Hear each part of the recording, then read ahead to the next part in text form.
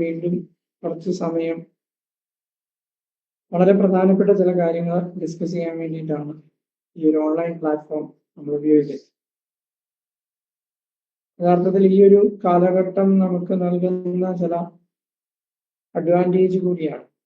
Class റൂമിന് പുറത്തു പോയി സമയം കണ്ടെത്തി ചെയ്യുവാനായിട്ട് പഠനവും പഠനേതര വിഷയങ്ങളെ കുറിച്ചുള്ള ചർച്ചകളും ഒക്കെ നമുക്ക് അതിന് പുറത്തേക്ക് കൊണ്ടുവരാനായിട്ടും സാധിക്കുന്നു എന്നുള്ള ഒരു പ്രധാനപ്പെട്ട കാര്യം കൂടെ ഇതില് ഉണ്ട്. അപ്പോൾ തീർച്ചയായിട്ടും നമ്മൾ ഈ തരത്തിൽ ഒരു മീറ്റിംഗ് അറേഞ്ച് ചെയ്തിരിക്കുന്നതിന്റെ ലക്ഷ്യം എന്നുള്ളത് വളരെ പ്രധാനപ്പെട്ട ഒരു കാര്യത്തെ പറ്റി ചർച്ച ചെയ്യുന്നതിനും അതിനെക്കുറിച്ചുള്ള കൂടുതൽ കാര്യങ്ങൾ വിദ്യാർത്ഥികളിലേക്ക് എത്തിക്കാൻ ശ്രമിക്കുന്നതിന്റെയും ഭാഗമായിട്ട് നമ്മുടെ ഈ പ്രോഗ്രാം കൊടുത്തിരിക്കുന്ന ടൈറ്റില് നിങ്ങൾക്കെല്ലാം അറിയാമെന്ന് വിചാരിക്കുന്നു. CUET എന്ന് പറയുന്ന എൻട്രൻസ് എക്സാമിനെ കുറിച്ചുള്ള ഒരു ഓറിയന്റേഷൻ പ്രോഗ്രാമാണ് നമ്മളിവിടെ നടത്തുന്നത്. എന്താണ് CUET എന്ന് പറഞ്ഞതിന് ശേഷം ഞാൻ എല്ലാവരെയും സ്വാഗതം ചെയ്യുക എന്നുള്ള എന്റെ കർത്തവ്യത്തിലേക്ക് വരാം. ഇതിൽ പലർക്കും ഇതിനെക്കുറിച്ച് അറിയാമായിരിക്കാം, എങ്കിലും ഒരു തുടക്കം എന്നുള്ള നിലയിൽ ഞാൻ എന്താണ് CUET എന്ന് വളരെ ഷോർട്ടായിട്ട് പറയാനായിട്ട് താല്പര്യപ്പെടുകയാണ്.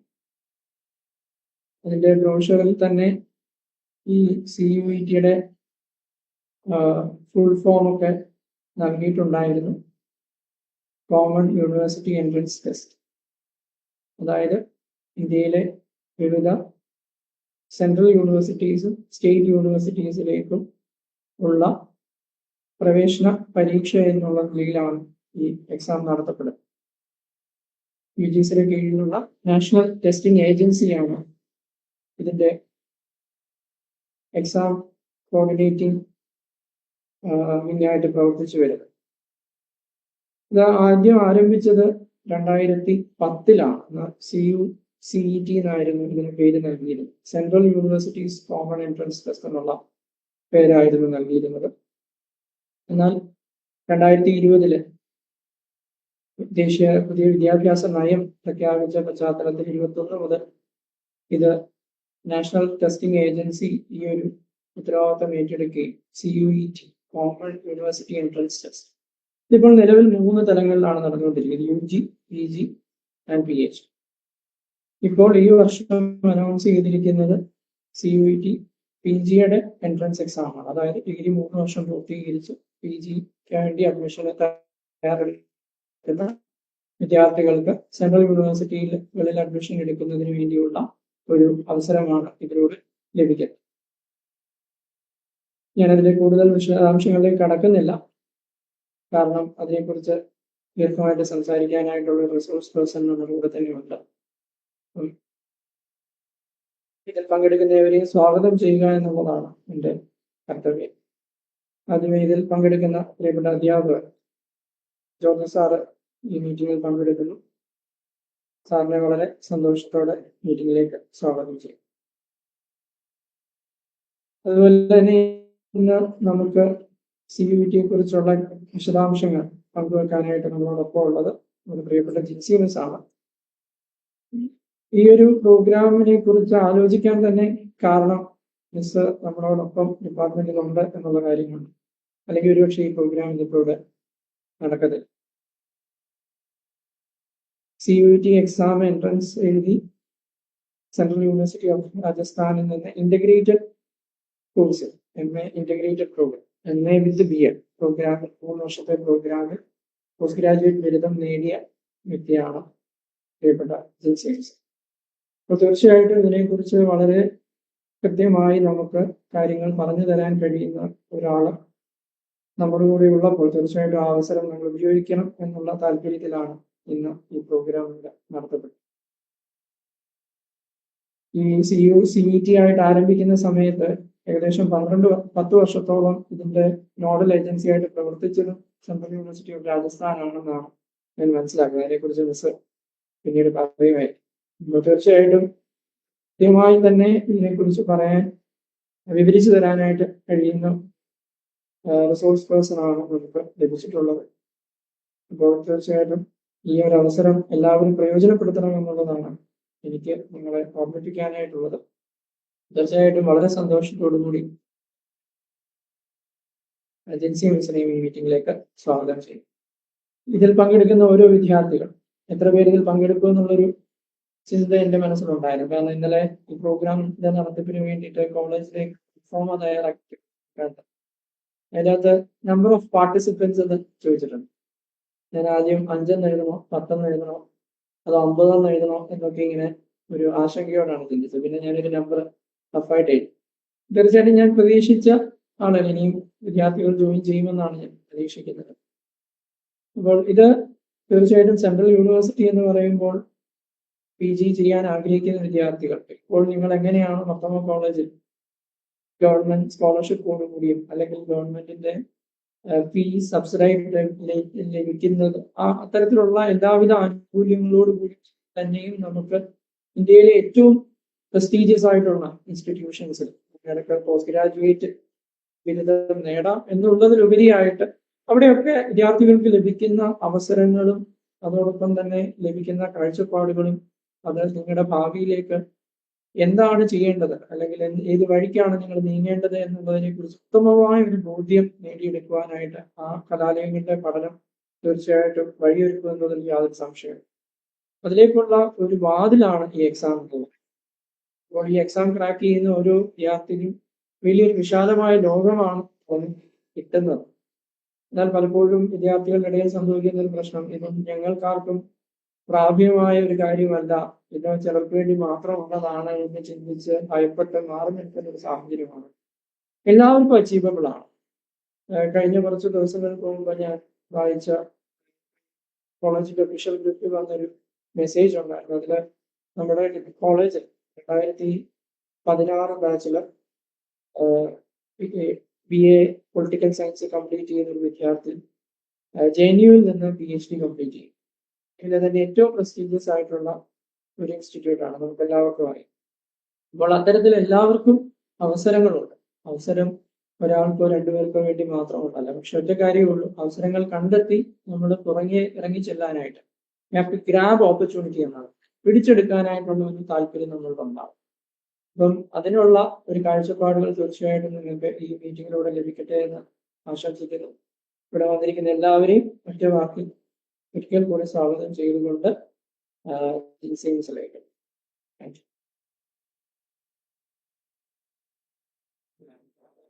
Thank you, sir.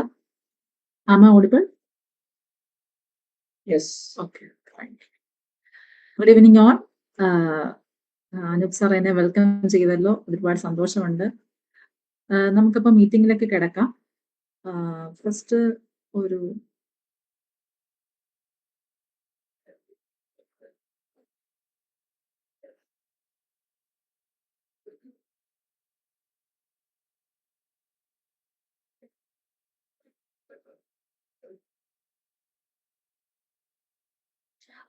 Slide visible ആണോ? Okay, thank you. ഫസ്റ്റ് നമ്മൾ ഈ ഓറിയന്റേഷൻ CUT PG 2025 ഓറിയന്റേഷനിലേക്ക് എല്ലാവരെയും ഒരിക്കൽ കൂടെ സ്വാഗതം ചെയ്യുന്നു.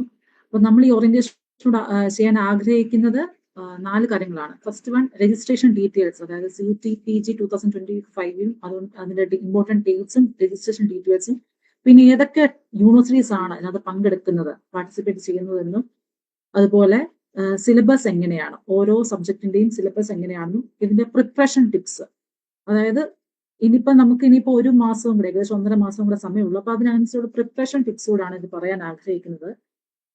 അനൂപ് സാർ നമുക്കൊരു ബ്രീഫ് സെക്ഷൻ ഒരു നല്ല രീതിയിൽ തന്നെ എക്സ്പ്ലെയിൻ ചെയ്തതാണ് എന്താണ് സെൻട്രൽ യൂണിവേഴ്സിറ്റീസ്. ആദ്യമേ നമ്മൾ പറയാം, സെൻട്രൽ യൂണിവേഴ്സിറ്റി എന്ന് പറയുമ്പോൾ സെൻട്രൽ ഗവൺമെന്റിന്റെ കീഴിൽ അല്ലെങ്കിൽ UGCയുടെ കീഴിൽ വർക്ക് ചെയ്യുന്ന കുറെ യൂണിവേഴ്സിറ്റീസിന്റെ ഗ്രൂപ്പാണ്. മിക്ക സ്റ്റേറ്റ്സിനും എന്തോ ഓരോ സെൻട്രൽ യൂണിവേഴ്സിറ്റീസ് ഉണ്ട്. നമ്മുടെ കേരളത്തിലാണെങ്കിൽ സെൻട്രൽ യൂണിവേഴ്സിറ്റി ഓഫ് രാജസ്ഥാൻ ആണ് ഉള്ളത്, സെൻട്രൽ യൂണിവേഴ്സിറ്റി ഓഫ് കാസർഗോഡ് ആണ് ഉള്ളത്. അതുപോലെ തന്നെ ഓരോ സ്റ്റേറ്റിനും ഓരോ സെൻട്രൽ യൂണിവേഴ്സിറ്റീസ് കാണും. ഇതൊക്കെ ഒരു സെൻട്രൽ യൂണിവേഴ്സിറ്റി ആയതുകൊണ്ട് തന്നെ ഇത് സെൽഫ് പവറും ഗവർണൻസും ഉള്ളതാണ്. അതുപോലെ തന്നെ CUT PG, CUT UG, PG, PhD ഉണ്ട്. നമ്മളിപ്പം CUT PGയെ പറ്റിയാണ് ഡിസ്കസ് ചെയ്യുന്നത്. CUT PG എന്ന് പറയുമ്പോൾ നമുക്ക് സെൻട്രൽ യൂണിവേഴ്സിറ്റീസ്, അതുപോലെ സ്റ്റേറ്റ് യൂണിവേഴ്സിറ്റീസ്, അതുപോലെ തന്നെ ഡീംഡ് യൂണിവേഴ്സിറ്റീസ്, പ്രൈവറ്റ് യൂണിവേഴ്സിറ്റീസ്, ഇങ്ങനെയുള്ള യൂണിവേഴ്സിറ്റീസിലേക്ക് അഡ്മിഷൻസ്, അതായത് CUT PGയിലൂടെ ആയിരിക്കും നമുക്ക് അഡ്മിഷൻസ് പ്രൊവൈഡ് ചെയ്യുന്നത്. അപ്പൊ ഈ CUT PGയിലൂടെ നമുക്ക് നേടാൻ കഴിയുന്നത് നമുക്ക് ഈ ബാരിയേഴ്സ്, അതായത് ജിയോഗ്രഫിക്കൽ ബാരിയേഴ്സ് ഒക്കെ ഒഴിവാക്കി നമുക്ക് നമ്മുടെ ഇന്ത്യയിലെ പല സംസ്ഥാനത്ത് പോയി പഠിക്കാനും ഏറ്റവും ബെസ്റ്റ് ആയിട്ടുള്ളത് പഠിക്കുവാനും ആ ഓപ്പർച്യൂണിറ്റി യൂസ് ചെയ്യാൻ സാധിക്കും. സാറ് പറഞ്ഞതുപോലെ 2022 വരെയായിരുന്നു CET എന്നാണ് അറിയപ്പെടുന്നത്. CET, central university common entrance test എന്നാണ് അറിയപ്പെടുന്നത്. ആ സമയത്ത് ഏകദേശം 15 യൂണിവേഴ്സിറ്റീസേ ഉള്ളായിരുന്നു. അതായത് ആ സമയത്ത് കണ്ടക്ട് ചെയ്തതും സെൻട്രൽ യൂണിവേഴ്സിറ്റി ഓഫ് രാജസ്ഥാനാണ്. അവരാണ് പരീക്ഷ നടത്തുന്നത്, അവരാണ് സെലക്ഷൻ എല്ലാം അവർ തന്നെയായിരുന്നു നടത്തിക്കൊണ്ടിരുന്നത്. എന്നാൽ അതിനുശേഷം പുതിയ നമ്മുടെ നാഷണൽ എഡ്യൂക്കേഷൻ പോളിസി വന്നു. ന്യൂ എഡ്യൂക്കേഷൻ പോളിസി വന്നതിന് ശേഷമാണ് ഇത്രയും യൂണിവേഴ്സിറ്റീസ്, അതായത് നമ്മുടെ JNU പോലുള്ള DU പോലുള്ള പ്രസ്റ്റീജിയസ് യൂണിവേഴ്സിറ്റി ഇതിലേക്ക് ആഡ് ചെയ്യും. അതുപോലെ ഏകദേശം മോർ ദാൻ 150 യൂണിവേഴ്സിറ്റീസ് ഇപ്പോൾ ഇതിൽ പങ്കെടുക്കുന്നുണ്ട്.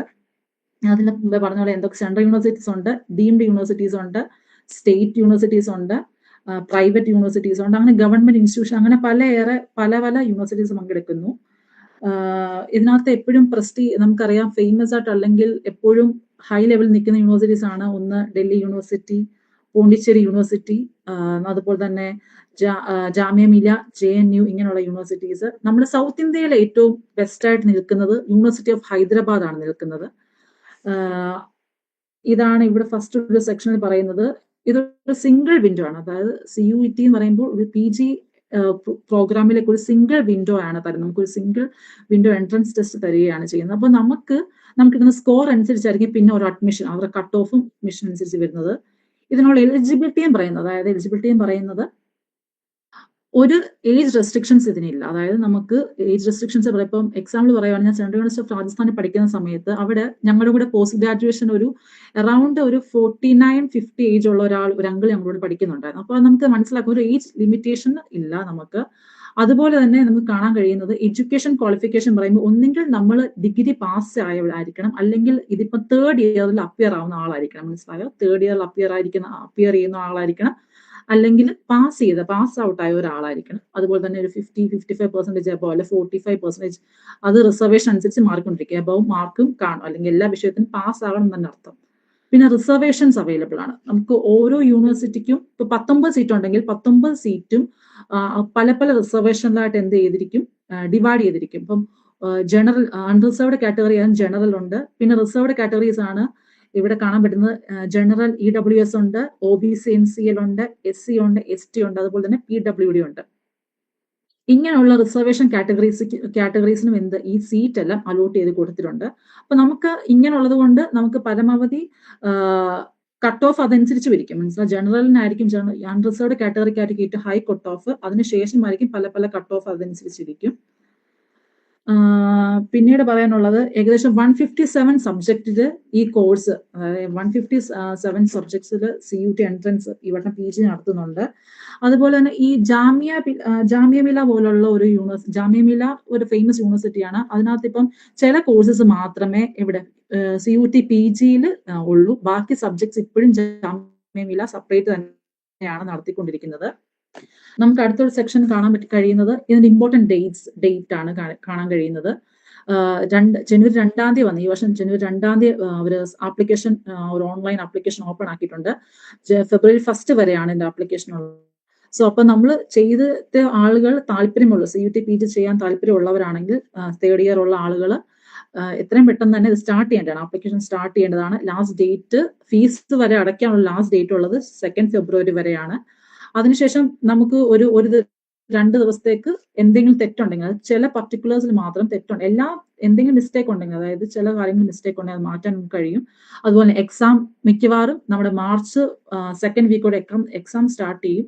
അതുകൊണ്ട് തന്നെ എല്ലാം എക്സാം വരും. അത് കഴിഞ്ഞ് പെട്ടെന്ന് ഏപ്രിൽ, മാർച്ച്, അങ്ങനെ ഏപ്രിൽ, മെയ്, ഇങ്ങനെ എല്ലാ 2 മാസം കൊണ്ട് തന്നെ അഡ്മിഷൻസ് എല്ലാം അവർ കംപ്ലീറ്റ് ആക്കാനുള്ള പ്രോസസ്സിലാണ്. അപ്പം നമ്മൾ അപ്ലൈ ചെയ്യുന്ന ആളുകൾ പ്രിപ്പയർ ചെയ്ത് തുടങ്ങി വേണം. നമുക്കിതിൽ അഡ്മിഷൻ ഡേറ്റ് കാണാം. ഓക്കെ, അടുത്തത് നമ്മൾ പോകുന്ന സ്ലൈഡ് എന്ന് പറയുമ്പോൾ ഇതെങ്ങനെയാണ് അപ്ലൈ ചെയ്യേണ്ടത്, രജിസ്ട്രേഷൻ ചെയ്യേണ്ടത് എന്നാണ്.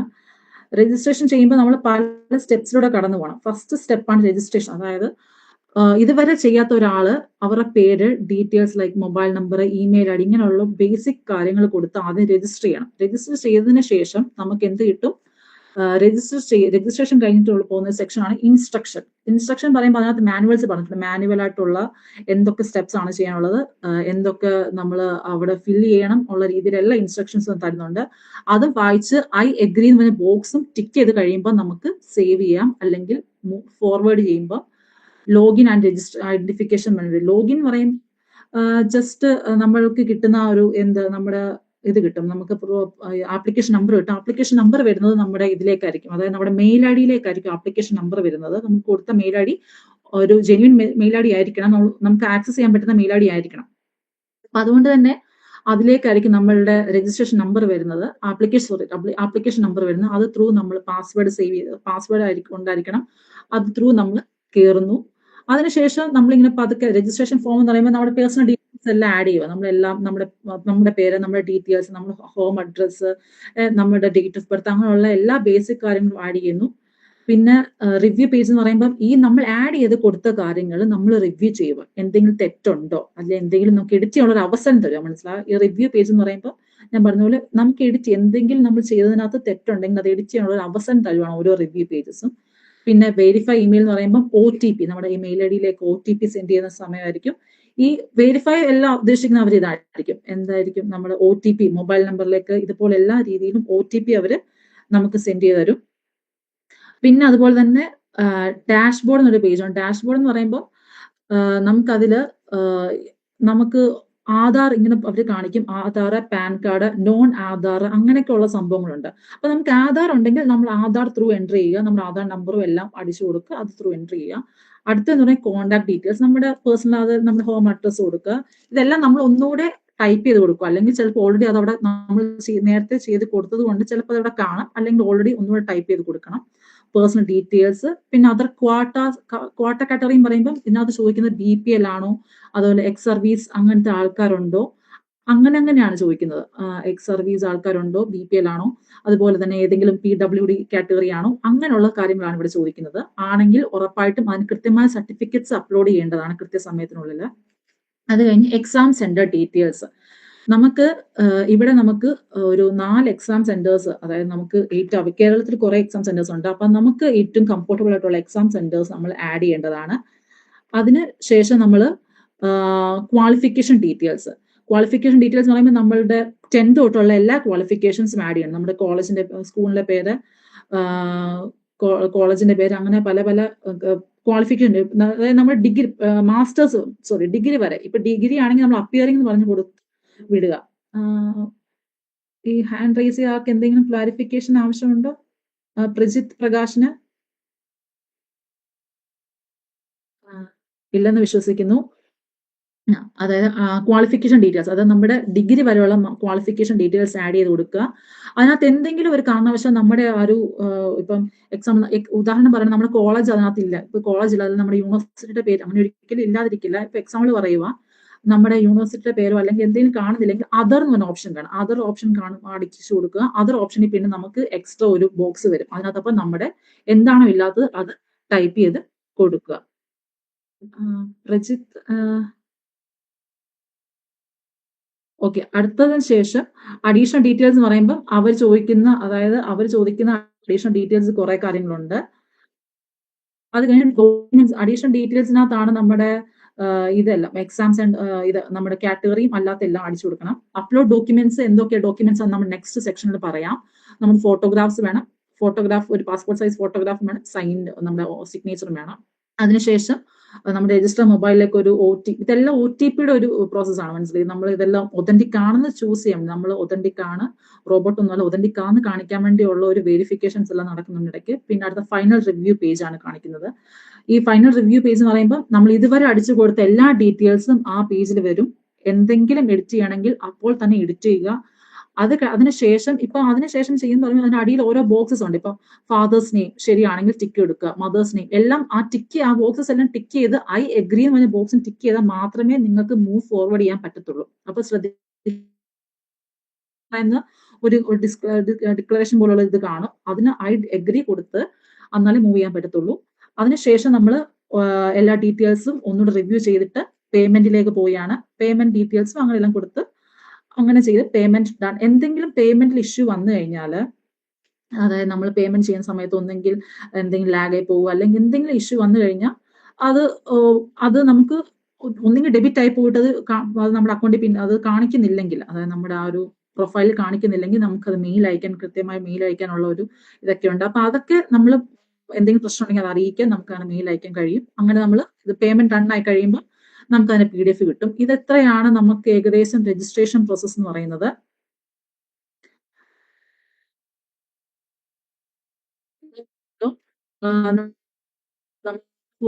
ഒരു സ്റ്റെപ്പിൽ പറഞ്ഞ അപ്ലോഡ് ചെയ്യുമെന്നാണ് പറഞ്ഞത്. ഡോക്യുമെന്റ് നമ്മുടെ പാസ്പോർട്ട് സൈസ് ഫോട്ടോഗ്രാഫ്, റീസെന്റ് ആയിട്ടുള്ള പാസ്പോർട്ട് സൈസ് ഫോട്ടോഗ്രാഫ് ആവശ്യമാണ്. ഒപ്പം അതിന്റെ സിഗ്നേച്ചർ, അതായത് നമ്മളുടെ വേറൊരു പേപ്പറിനകത്ത് അല്ലെങ്കിൽ വേറൊരു ഫോർമാറ്റിൽ അതിന് നമ്മുടെ സിഗ്നേച്ചറും ആവശ്യമാണ്. അതിനൊപ്പം എലിജിബിലിറ്റീസ് പറയുന്നുണ്ട്. ഒരു ബ്ലാക്ക് ആൻഡ് വൈറ്റ് ബാക്ക്ഗ്രൗണ്ട് ആയിരിക്കണം. പിന്നെ നമ്മുടെ ഫേസ് കാണണം. അതുപോലെ തന്നെ ഇത് JPG ഫോർമാറ്റ് അല്ലെങ്കിൽ JPEG ഫോർമാറ്റിലായിരിക്കണം. ഫോട്ടോഗ്രാഫ് 10 KB to 200 KB ആയിരിക്കണം. സിഗ്നേച്ചർ 4 KB to 30 KB ആയിരിക്കണം. അപ്പം ഇതൊക്കെ ആദ്യം അത് സെറ്റ് ചെയ്ത് വെച്ചിട്ട് കയറി കഴിഞ്ഞാൽ, നമ്മൾ പ്രിപ്പയർ ചെയ്ത് വെച്ചിട്ട് കയറി കഴിഞ്ഞാൽ നമുക്ക് ഇത് ഒറ്റയടിക്ക് തന്നെ രജിസ്റ്റർ ചെയ്ത് ഇറങ്ങാൻ പറ്റും. വേറെ ഒരിടത്തും ഒരു ഡോക്യുമെന്റ്സ് അപ്ലോഡ് ചെയ്യാൻ വേണ്ടി പറയുന്നില്ല. ആകെ 2 ഡോക്യുമെന്റ്സ് ആണ് അപ്ലോഡ് ചെയ്യേണ്ടത്. ഒന്ന് ഫോട്ടോഗ്രാഫും രണ്ടാമത്തെ സിഗ്നേച്ചറാണ്. ബാക്കിയൊക്കെ നമുക്ക് ടൈപ്പ് ചെയ്ത് റിവ്യൂ ചെയ്ത് പോകാവുന്നതേ ഉള്ളൂ.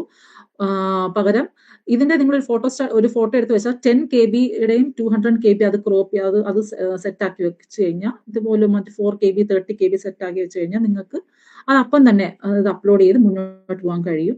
അതിനുശേഷം നമ്മൾ അവസാനം ഫീസ് പേയ്മെന്റിന്റെ കാര്യം പറഞ്ഞായിരുന്നു അല്ലെ. അടുത്ത ലാസ്റ്റ് സ്റ്റെപ്പ് ഫീസ് പേയ്മെന്റ് ആണ്. ഫീസ് പേയ്മെന്റിനകത്ത് ഓരോ കാറ്റഗറിക്കും ഓരോന്നാണ്. അൺറിസർവ്ഡ് അല്ലെങ്കിൽ ജനറൽ കാറ്റഗറിക്ക് ഒരു പേപ്പറാണ്. നിങ്ങൾ ഇപ്പൊ നമുക്ക് 4 പേപ്പർ വരെ എന്ത് ചെയ്യാൻ പറ്റും, ആഡ് ചെയ്യാൻ പറ്റും. 4, അതായത് MA എക്കണോമിക്സ് ചെയ്യാൻ പറ്റും നമുക്ക്. ഞാനിപ്പം ചെയ്യുവാണെങ്കിൽ MA എക്കണോമിക്സ് എനിക്ക് ആഡ് ചെയ്ത് കൊടുക്കാൻ പറ്റും. MA ഹിസ്റ്ററി എനിക്ക് ആഡ് ചെയ്യാൻ പറ്റും. അങ്ങനെ MSW ആഡ് ചെയ്യാൻ പറ്റും. MBA, ഇങ്ങനെ ഏതെങ്കിലും 4 പേപ്പേഴ്സ് നമുക്ക് ആഡ് ചെയ്യാൻ പറ്റും.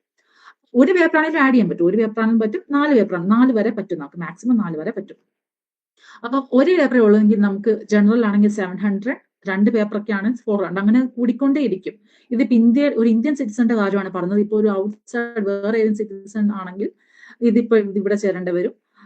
അതുപോലെ തന്നെ നമുക്ക് OBC NCL, general EWS, SC ST, third gender, PW, ഇതെല്ലാം നമുക്ക് കാണാം. ഇവർക്ക് എല്ലാവർക്കും വ്യത്യസ്ത ഫീ ആയിരിക്കും. അപ്പം ഈ ഫീസ് തന്നെ അവസാനം എല്ലാം നമ്മൾ പേപ്പേഴ്സ് എല്ലാം ആഡ് ചെയ്തെല്ലാം അവസാനം കഴിയുമ്പോൾ അവർ കാണിക്കും. അതിന്റെ ഒരു ഗേറ്റ് വേ കാണിക്കും, പേയ്മെന്റ് ഗേറ്റ് വേ. ഒന്നെങ്കിൽ നമുക്ക് UPI QR കോഡ് സ്കാനിങ്ങുകളുണ്ട്. ഡെബിറ്റ് കാർഡ് വെച്ചെല്ലാം രീതിയിലും പേയ്മെന്റ് ചെയ്യാം. ഇതുവരെ രജിസ്ട്രേഷൻ എന്തെങ്കിലും സംശയം ഉണ്ടെങ്കിൽ ഒന്ന് ചോദിക്കണേ. രജിസ്ട്രേഷനിൽ എന്തെങ്കിലും സംശയം, ഏതെങ്കിലും സ്റ്റെപ്പിൽ സംശയം വരുവാണെങ്കിൽ ചോദിക്കാം.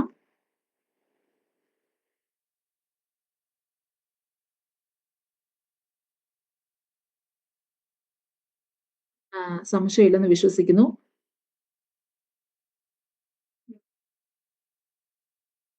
അടുത്തത് നമ്മളുടെ അതിനു മുൻപ് ഞങ്ങൾ നമ്മുടെ ഈ പോർട്ടൽ കാണിക്കാം. അതായത് നമ്മുടെ UGC നമ്മുടെ ഈ CUT PG 2025 പോർട്ടൽ കാണിക്കാം. കാണാൻ പറ്റുന്നുണ്ടോ ഇത്?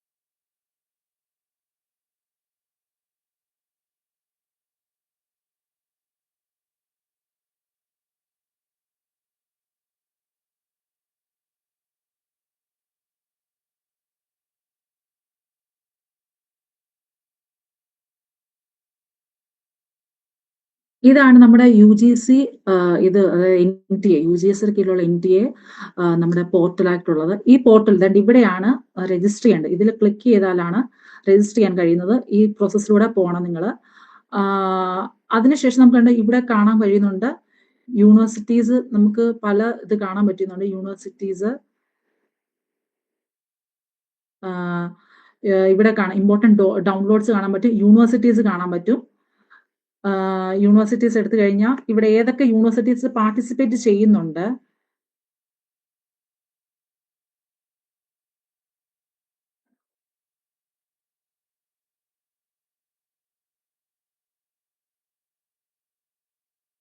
ഇത് വിസിബിൾ ആണോ?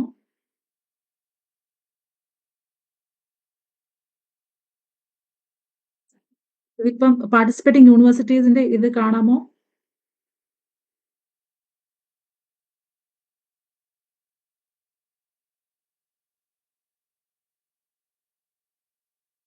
Sorry for distractions.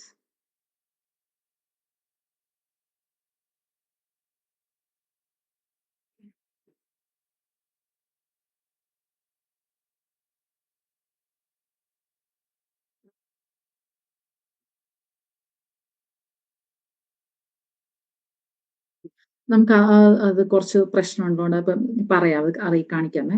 ഇവിടെയാണ് നമ്മുടെ സിലബസ്. സിലബസ് നമുക്ക് ഏകദേശം 157 PG കോഴ്സസ് ആണ് CUT വട്ടം നമുക്ക് നൽകുന്നത്. അപ്പൊ നമുക്ക് കാണാൻ കഴിയുന്നുണ്ട്, അതായത് കോമൺ സബ്ജക്ട് എന്ന് പറയുമ്പോൾ കുറച്ച് ഹ്യൂമാനിറ്റീസ് പോലുള്ള കോമൺ സബ്ജക്റ്റും, ഹ്യൂമാനിറ്റീസ് വേറെ പറയുന്നുണ്ട്. ഈ കോമൺ സബ്ജക്റ്റിലാണ് എക്കണോമിക്സ് കാണിക്കുന്നത്. എക്കണോമിക്സിന്റെ പേപ്പർ കോഡ് MA എക്കണോമിക്സ് കാണിക്കുന്നത് COQP10 എന്നൊരു സബ്ജക്ട് കോഡാണ് എക്കണോമിക്സിനുള്ളത്. അല്ലാതെ ബാക്കിയൊക്കെ പിന്നെ നമുക്ക് public health, masters of education, MEd ഇങ്ങനെയുള്ള പോലെ ഉള്ള കോഴ്സസ് ഇവിടെ കാണിക്കുന്നുണ്ട്. ഇതിനകത്ത് നമുക്ക് ഇഷ്ടമുള്ള, അതായത് നമുക്ക് എലിജിബിൾ ആയുള്ള കോഴ്സസ് ചെയ്യാൻ പറ്റും. ഹ്യൂമാനിറ്റീസ് കോഴ്സിനകത്താണെങ്കിൽ നമുക്ക് കാണാൻ കഴിയും, അവിടെയാണ് നമുക്ക് ഹിസ്റ്ററിക്കാർക്ക് ഇവിടെ വെറൈറ്റി ഓഫ് കോഴ്സ് ചെയ്യാൻ പറ്റും. MAക്ക് ഹിസ്റ്ററി HUQP09, ഹിസ്റ്ററി ഓഫ് ആർട്സിനകത്ത് HUQP10, അതുപോലെ തന്നെ ഹിസ്റ്ററി ഓഫ് ആർക്കിയോളജി, അങ്ങനെയുള്ള എല്ലാം നമുക്ക് ഹിസ്റ്ററിക്കാർക്ക് ചെയ്യാൻ പറ്റുന്നതാണ്. അതുപോലെ പൊളിറ്റിക്കൽ സയൻസിന്റെ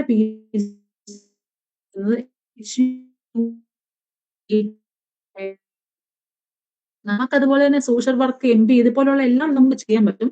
ഞാൻ മെൻഷൻ ചെയ്യുന്നേ ഉള്ളൂ. ഈ ഒരു സിലബസ് ഏകദേശം 157 കോഴ്സസ് ഉണ്ട്. നമുക്കപ്പോ ഒരു നമ്മളുടെ നമുക്ക് എന്താണ് PGക്ക് എടുക്കാൻ താല്പര്യം അതനുസരിച്ചുള്ള പേപ്പർ കോഡ് അല്ലെ കോഴ്സ് കോഡ് വേണം സെലക്ട് ചെയ്ത് കൊടുക്കാൻ നമ്മൾ രജിസ്ട്രേഷൻ ചെയ്യുന്ന സമയത്ത്. അപ്പൊ അവിടെ ഇതിന്റെ പോർട്ടലിൽ വന്നു കഴിഞ്ഞാൽ ഇതിന്റെ സിലബസ്, കൃത്യമായിട്ടുള്ള സിലബസ് നമുക്ക് കിട്ടും. ആ സിലബസ് ഫോളോ ചെയ്യുന്നതായിരിക്കും ഏറ്റവും നല്ലത്. നിങ്ങൾക്ക് ഇവിടെ ഈ ആചാര്യ സബ്ജക്ട്സ് ഒന്ന് കാണാമല്ലോ. ഈ ആചാര്യ സബ്ജക്ട്സിന് ഒരിക്കലും നെറ്റ് എക്സാം ഇല്ലാത്തൊരു സബ്ജക്ട്സ് ആണ് ഈ ഒരു സബ്ജക്ട്സ് പറയുന്നത്. ബാക്കി എല്ലാ സബ്ജക്റ്റിനും ഒരു UGC നെറ്റ് എക്സാംസ്, അതായത് നമ്മുടെ നാഷണൽ എൻട്രൻസ് ടെസ്റ്റ് നടത്തുന്നതാണ്. അങ്ങനെ ഇതുപോലെ ഏകദേശം 157 കോഴ്സസ് ആണ് ഇവിടെ പ്രൊവൈഡ് ചെയ്യുന്നത്. അതുപോലെ തന്നെ സ്റ്റാറ്റിസ്റ്റിക്സ് വരുന്നത് സയൻസിനകത്താണ് വരുന്നത്. SCQP27 ആണ് വരുന്നത്. ചില കോളേജസ് സ്റ്റാറ്റിസ്റ്റിക്സ് കൃത്യമായിട്ട് മാത്തമാറ്റിക്സ് വേണമെന്ന് പറയുന്നുണ്ട്. പക്ഷെ ചില കോളേജസ് മാത്തമാറ്റിക്സ്, അതായത് എലിജിബിലിറ്റി ക്രൈറ്റീരിയക്കകത്ത് മാത്തമാറ്റിക്സ് വേണ്ട, ഡിഗ്രി സബ്ജക്റ്റിനകത്ത് ഒന്നെങ്കിൽ ഏതെങ്കിലും എക്കണോമെട്രിക്സോ അല്ലെങ്കിൽ മാത്തമാറ്റിക്കൽ പേപ്പേഴ്സ് പഠിച്ചാൽ മതിയെന്ന് അവർ അങ്ങനെ കാണിച്ചിട്ടുണ്ട്. അപ്പം ചെയ്യുന്നതിന് മുമ്പ്, അതായത് നമ്മൾ ഇത് പോകുന്നതിന് മുൻപ് നമ്മൾ ഫസ്റ്റ് സ്റ്റാർട്ട് ചെയ്യേണ്ടത്, നമുക്ക് ഏത് സബ്ജക്റ്റ് ആണ് ഈ UGC പോർട്ടൽ CUT ഏതൊക്കെ സബ്ജക്ട്സ് ആണ് നമുക്ക് PG എടുക്കാൻ താല്പര്യം എന്ന് നോക്കുക. നമ്മൾ പറഞ്ഞു 4 എണ്ണം നമ്മൾ സെലക്ട് ചെയ്ത 4 എണ്ണത്തിനും എൻട്രൻസ് ടെസ്റ്റ് എഴുതണം. മനസ്സിലായി പറഞ്ഞത്? 4 കോഴ്സ് സെലക്ട് ചെയ്ത 4 എണ്ണത്തിൽ നമ്മൾ എൻട്രൻസ് ടെസ്റ്റ് എഴുതണം. ഇപ്പം MSW എടുത്തു, MA എക്കണോമിക്സ് എടുത്തു, MA ഹിസ്റ്ററി എടുത്തു, അങ്ങനെ ഹിസ്റ്ററി, പൊളിറ്റിക്കൽ സയൻസ് 4 എണ്ണം എടുത്താൽ 4 എണ്ണത്തിനും എൻട്രൻസ് ടെസ്റ്റ് എഴുതിയാൽ മാത്രമേ അത് മുന്നോട്ട് പോകാൻ പറ്റത്തുള്ളൂ. അപ്പം നമുക്ക് ഏതാണ് താല്പര്യം അതനുസരിച്ച് എടുക്കുക. പിന്നെ നമ്മൾ അവിടെ എലിജിബിലിറ്റി ചെക്ക് ചെയ്ത് കഴിഞ്ഞാൽ ഇത് ചില സബ്ജക്ട്സ്, ഇപ്പൊ ഞാൻ പറഞ്ഞ പോലെ മാത്തമാറ്റിക്സ് ആണ് എലിജിബിലിറ്റി പറയുന്നതെങ്കിൽ എക്കണോമിക്സുകാർക്കോ അല്ലെങ്കിൽ അത് വേറെ ഒരു സബ്ജക്റ്റുകാർക്ക് പഠിക്കാൻ പറ്റില്ല. അപ്പൊ അതുകൊണ്ട് എലിജിബിലിറ്റി ചെക്ക് ചെയ്ത് പോയി കഴിഞ്ഞാൽ നമുക്ക് വേറെ കൺഫ്യൂഷൻസ് ഒഴിവാക്കാൻ സാധിക്കും. അങ്ങനെ ഏകദേശം 157 കോഴ്സസ് ഉണ്ട്. ഇതെല്ലാം പല പല കോളേജസിലാണ് പ്രൊവൈഡ് ചെയ്യുന്നത്. അടുത്തത് നമ്മൾ പോകുന്നത് നമ്മളുടെ സിലബസിലേക്കാണ്. ഇത് നമ്മൾ MA എക്കണോമിക്സ് അല്ലെങ്കിൽ COQP10 എന്ന് പറയുന്ന ഇത് എടുക്കുവാണെങ്കിൽ ഇതായിരിക്കും നമ്മളുടെ സിലബസ് ആയിട്ട് കാണിക്കുന്നത്. ഇതൊക്കെ നമ്മൾ, അതായത് നമ്മളുടെ ഡിഗ്രി ലെവലിലുള്ള ഡിഗ്രി നമ്മൾ പഠിക്കുന്ന നമ്മുടെ സിലബസ് എല്ലാം, മോഡ്യൂൾ എല്ലാം കവർ നമുക്ക് എക്കണോമിക്സ് ശ്രദ്ധിക്കുക. എക്കണോമിക്സിന് ക്വസ്റ്റ്യൻ പറയുമ്പോൾ കുറച്ചുകൂടി ഇപ്പം മാത്തമാറ്റിക്കൽ അല്ലെ അനലിറ്റിക്കൽ ക്വസ്റ്റ്യൻസ് കൂടുതൽ ചോദിക്കാൻ തുടങ്ങിയിട്ടുണ്ട്, ക്വസ്റ്റ്യൻസ് ഉണ്ട്. അപ്പം പിന്നെ അതനുസരിച്ച് വേണം പ്രിപ്പയർ ചെയ്യാൻ. അതുപോലെ തന്നെ മാക്രോ മൈക്രോയിൽ കൂടുതൽ ഇമ്പോർട്ടൻസ് കൊടുക്കണം. പിന്നെ ഇന്ത്യൻ എക്കോണമി പോലുള്ള സബ്ജക്ട്സ് ആണെങ്കിൽ ഇന്ത്യൻ എക്കോണമി ഉണ്ട് നമുക്ക്. ഇന്ത്യൻ എക്കോണമി പോലുള്ള സബ്ജക്ട്സ് ആണെങ്കിൽ റീസെന്റ് ആയിട്ടുള്ള കറന്റ് അഫയേഴ്സും നമുക്ക് ചോദിക്കുന്നതാണ് അവര്. ഇവിടെ കാണാം മൈക്രോ ഉണ്ട്, മാക്രോ ഉണ്ട്, പിന്നെ അതുപോലെ തന്നെ സ്റ്റാറ്റിസ്റ്റിക്സ് ഉണ്ട്, മാത്തമാറ്റിക്സ് എല്ലാം, മോണിറ്ററി മെത്തേഡ്സും, അതുപോലെ ഇന്ത്യൻ എക്കോണമി, ഇങ്ങനെ കുറച്ച് ഭാഗങ്ങളാണ് ഉൾപ്പെടുത്തിയിരിക്കുന്നത്. അപ്പം ഈ ഇത്രയും കൊടുത്തിരിക്കുന്ന ഈ സിലബസിൽ കൊടുത്തിരിക്കുന്ന കാര്യങ്ങൾ തന്നെ ഒന്ന് കവർ ചെയ്ത് പോയി കഴിഞ്ഞാൽ നമുക്ക് ഓൾമോസ്റ്റ് അത് ഈസി ആകാൻ ചാൻസ് ഉണ്ട്. പിന്നീട് ഇവിടെ ന്യൂ എക്കണോമിക് പോളിസിയെ പറ്റിയൊക്കെ പറയുന്നുണ്ട്. അപ്പൊ അതെല്ലാം കൃത്യമായിട്ട് തന്നെ പഠിച്ചുകൊണ്ട് പോകുക. റീസെന്റ് ഡേറ്റാസ് ഒക്കെ പഠിക്കുക. അത് കഴിഞ്ഞുള്ളത് നമ്മൾ പൊളിറ്റിക്കൽ, അത് കഴിഞ്ഞിട്ടുള്ളത് നമ്മുടെ ഹിസ്റ്ററി. അതായത് ഹിസ്റ്ററിക്ക് MA ഹിസ്റ്ററിയാണ്, വെറും MA ഹിസ്റ്ററിയാണ്. മുമ്പേ ഹിസ്റ്ററി ഓഫ് ആർട്സ് ഉണ്ടായിരുന്നു, നമ്മൾ ആർക്കിയോളജി ഉണ്ട്, അതല്ല MA ഹിസ്റ്ററി ആണ് പറയുന്നതെങ്കിൽ HUQP18 ആണ് അതിന്റെ സിലബസ് എന്ന് പറയുമ്പോൾ. ഇതാണ് അതിന്റെ സിലബസ്. വെസ്റ്റേൺ പൊളിറ്റിക്കൽ ഫിലോസഫി ഉണ്ട്, political theory, contemporary issues, Indian political thought, അതുപോലെ തന്നെ Indian government and politics, comparative government and politics, public policies in India, general issues of contemporary relevance. ഇങ്ങനെ പൊളിറ്റിക്കൽ പൊളിറ്റിക്കൽ സയൻസ്,